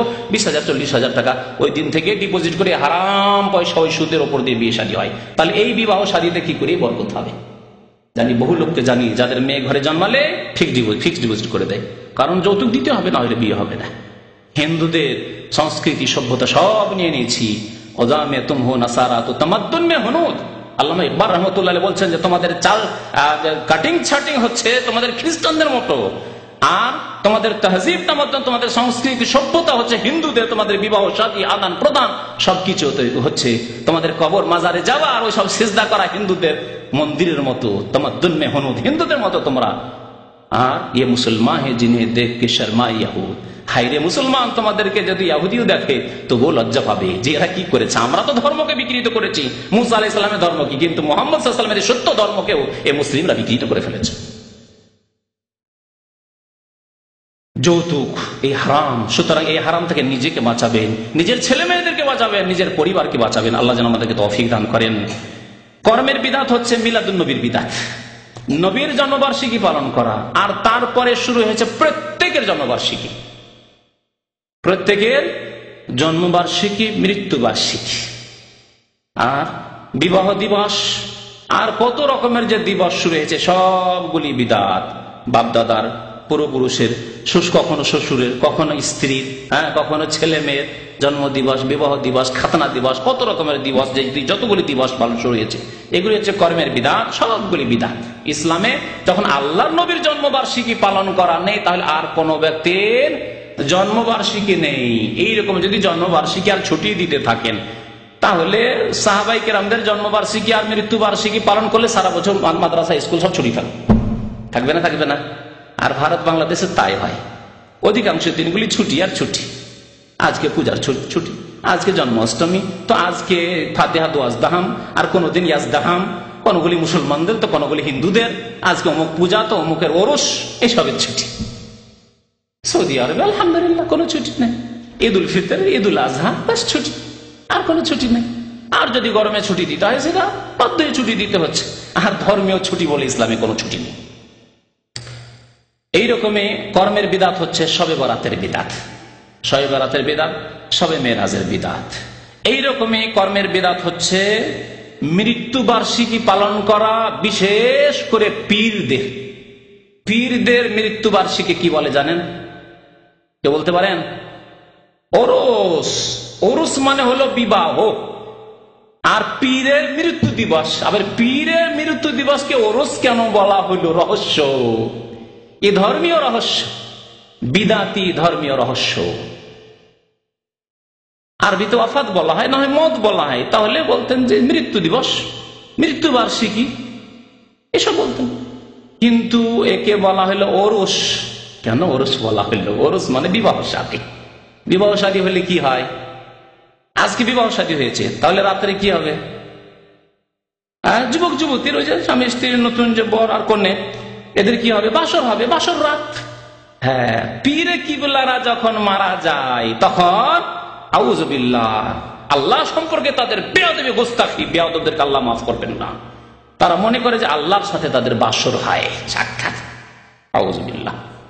সুতরাং একে তুলনা করা হয়েছে বিবাহ, মানুষের বিবাহ শাদী, যুবক যুবতীর বিবাহ শাদীর পরে মিলনের রাত, আর ওই সাদের রাতের সাথে তুলনা করা হয়েছে মৃত্যু দিবসকে পীরদের, ওরসের দিন তাদের, মানে বিবাহের দিন। ইয়ামুল ওরস আরবিতে আরবরা আরিস বলে বরকে, আর আরুস বলে কন্যাকে। জি, আর এতে থেকে নিয়েছে পীরেরা ওরস। ওরস, আচ্ছা, মৃত্যু দিবস একবার হয়েছে বছর, তাই না? ওই 3টি বছরে একবার আসবে। যদি হয়, ইসলামের তো নেই, তাহলে একদিন হওয়া দরকার। কিন্তু একদিনের ব্যবসা করে তাদের পেট ভর্তি হয় না, তাই একাধিকবার মাজারে কি লাগে? ওরস লাগে। শাহজালালের জীবনের একটা চটি কিতাব আমার কাছে আসলে এক ভাই নিয়ে পড়তে লাগলাম, কারণ বিদাতি কিতাব আমাদেরকে পড়তে হয়, তাদের সম্পর্কে বললে পড়ে শুনেই বলতে হয়। হ্যাঁ, অনুমান ভিত্তিক কোনো কথাবার্তা বলি না, আল্লাহ নিষেধ করেছেন, ওয়ালা তাকফু মা লাইসা লাকা বিহি ইলম, যে সম্পর্কে তোমার সম্যক জ্ঞান নেই সে সম্পর্কে জবান খুলিয়ে না। আল্লাহু আলাম, বলে আমি জানি না। শাহজালাল সম্পর্কে দেখি জেনে, শাহজালাল সম্পর্কে লিখতে বলছে, শাহজালাল বাবার মাজারে বছরে 3 বার ওরস লাগে। মৃত্যু হয়েছে বছরের একটি দিনে, ঠিক না? আর 3 বার ওরস লাগে, কারণ ওরস লাগলেই ভক্তরা আসবে, আর ভক্তরা আসলে কিছু নজর নিয়ে টাকা পয়সা নিয়ে আসবে, ওপর ঢকুন নিয়ে আসবে, তাহলেই তো আয় উপার্জন হবে। তাই বছরে 3 বার ওরস লাগে। আর এর ওপর চিন্তা করে নেন যে পীরদের কি অবস্থা, আর ওই মাজারগুলির কি অবস্থা, আর কি ব্যবসা চলছে। এইরকম বহু বিদাত রয়েছে আকীদার ক্ষেত্রে, কথার ক্ষেত্রে, আমলের ক্ষেত্রে, বিদআত ছড়িয়ে রয়েছে ভারত মহাদেশ, ভারত, বাংলাদেশ, পাকিস্তানে। আল্লাহ যেন আমাদেরকে বুঝার তৌফিক দান করেন এবং আমাদেরকে আমলের যেন তৌফিক দান করেন। আল্লাহ আমাদেরকে শিরক থেকে, বিদআত থেকে, কুসংস্কার থেকে, অনইসলামিক কাজ থেকে বেঁচে থাকার জন্য তৌফিক দান করেন। আল্লাহ আমাদেরকে নবী করিম সাল্লাল্লাহু আলাইহি সাল্লামের আদর্শ মোতাবেক সার্বিক জীবনে চলার জন্য আল্লাহ তৌফিক দান করেন, বলুন আমিন। আল্লাহ আমাদেরকে নবী করিম সাল্লাল্লাহু আলাইহি সাল্লামকে অন্তর থেকে ভালোবাসার জন্য তৌফিক দান করেন। নবী করিম সাল্লাল্লাহু আলাইহি সাল্লামের যথাযোগ্য হক আদায় করার জন্য তৌফিক দান করেন। নবী করিম সাল্লাল্লাহু আলাইহি ওয়াসাল্লাম এবং সাহাবায়ে কেরাম খোলাফায়ে রাশিদিনের পথে আমাদেরকে চলার জন্য আল্লাহ তৌফিক দান করেন। তাদের আমাদেরকে শাফাআত যেন দান করেন। নবী করিম সাল্লাল্লাহু আলাইহি সাল্লামের আমাদের শাফাআত যেন দান করেন। নবী করিম সাল্লাল্লাহু আলাইহি ওয়াসাল্লাম হাউজে কাউসার থেকে আমাদেরকে যেন পানি পান করার তৌফিক আল্লাহ দান করেন, সুযোগ দান করেন। আল্লাহ আমাদেরকে নবীর সাথে যেন দুনিয়াতেও রাখেন, নবীর সাথে যেন আখিরাতেও রাখেন, নবী সাল্লাল্লাহু আলাইহি ওয়াসাল্লামের সাথে আমাদেরকে জান্নাতে যেন আমাদেরকে আল্লাহ পাক জায়গা দেন। আমিন ইয়া রাব্বাল আলামিন। রব্বানা তাকাব্বাল মিন্না ইন্নাকা আনতাস সামিউল আলিম ওয়া সাল্লাল্লাহু আলা নাবিয়িনা মুহাম্মদ ওয়া আলা আলিহি ওয়া সাহবিহি আজমাইন।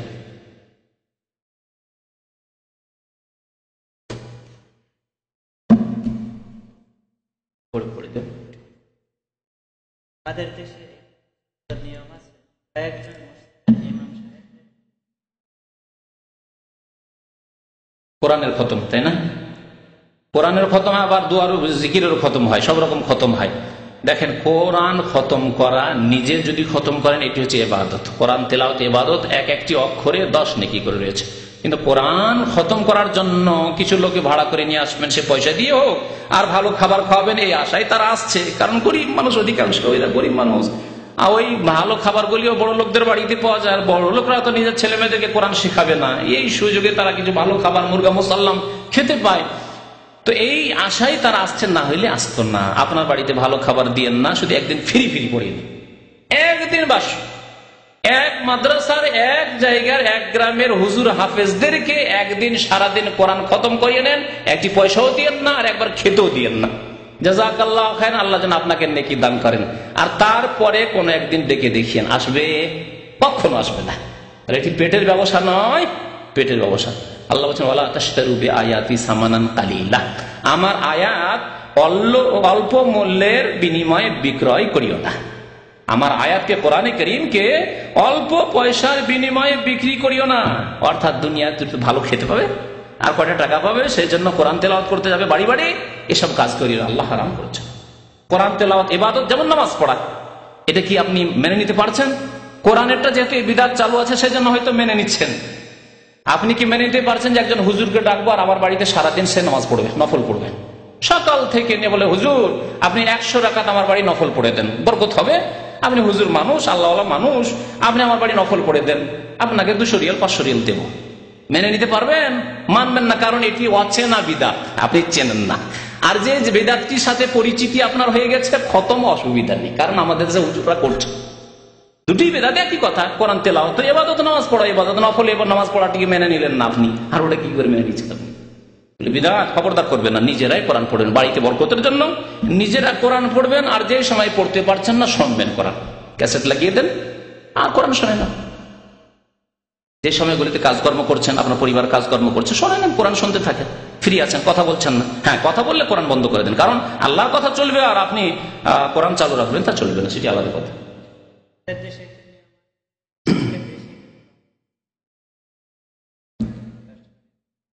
সালাম হচ্ছে কথার দ্বারা, আসসালামু আলাইকুম ওয়া রাহমাতুল্লাহি ওয়া বারাকাতুহু, এর নাম হচ্ছে সালাম, এর নাম হচ্ছে সালাম বা তাহিয়া। 2 নম্বর হচ্ছে মুসাফাহা, মুসাফা মানে হাতে হাত মিলিয়ে মুসাফা করা। 3 নম্বরের সুন্নত হচ্ছে মুআনাকা, মানে কাঁধে কাঁধ মিলানো, কোলাকুলি করা, কোলাকুলি করা, একে বলা হচ্ছে মুআনাকা, অনক থেকে কাঁধে কাঁধ মিলানো। আর 4 নম্বরে এমন কিছু নেই যে পায়ে হাত দিয়ে চুমো দেওয়া, জি, কদম বুশি করা, বুশি মানে চুমা, আর কদম মানে পা, তো পায়ে চুমো দেওয়া বা পায়ের ধুলো নেওয়া, হিন্দুরা বলে পায়ে ধুলো নেওয়া, বা হিন্দুদের দেখা দেখি মুসলমানও বলতে পারে, এগুলি হিন্দুদের থেকে এসেছে, হিন্দুদের থেকে এসেছে কদম বসি বা পায়ের ধুলো নেওয়া। আল্লাহর রাস্তায় হিন্দুদের সংস্কৃতি সভ্যতা ছাড়েন আর মুসলমান হন। ভারত উপমহাদেশ অধিকাংশ মুসলমানরা কলেমা পড়েছে, তাদের সংশোধন হয়নি, সেই জন্য দুর্গা ছাড়লেও দরগা তারা ছাড়েনি, দুর্গা ছেড়ে দরগায় গিয়ে পৌঁছে গেছে। আল্লাহ যেন আমাদের হিদায়াত দান করেন।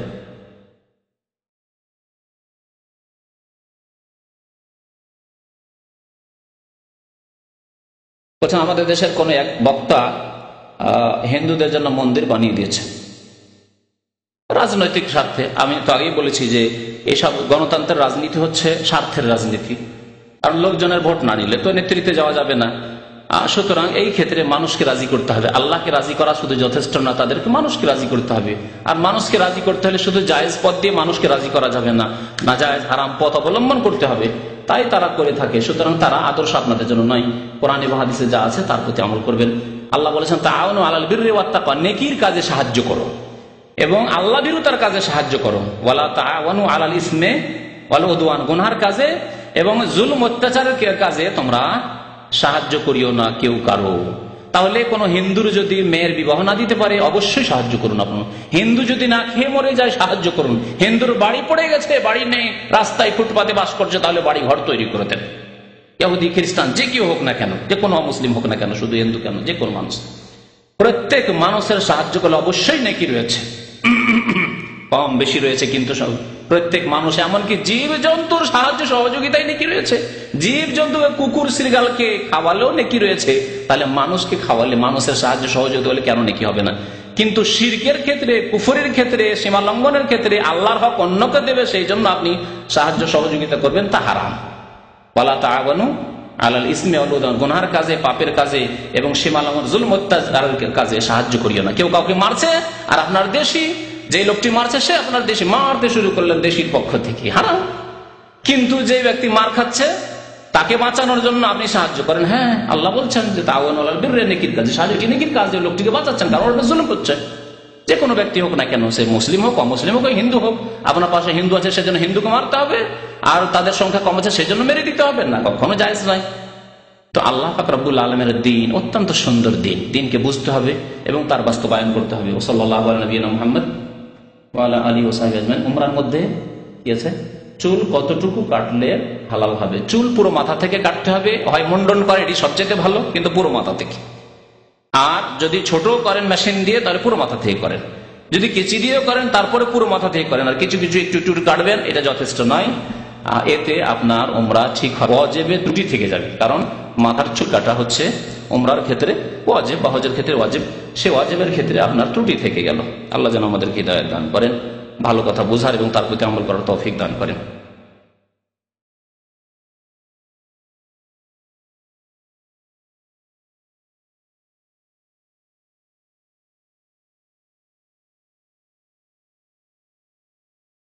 قال رسول الله صلى الله عليه وسلم: لأن يهدي الله بك رجلا واحدا خير لك من حمر النعم.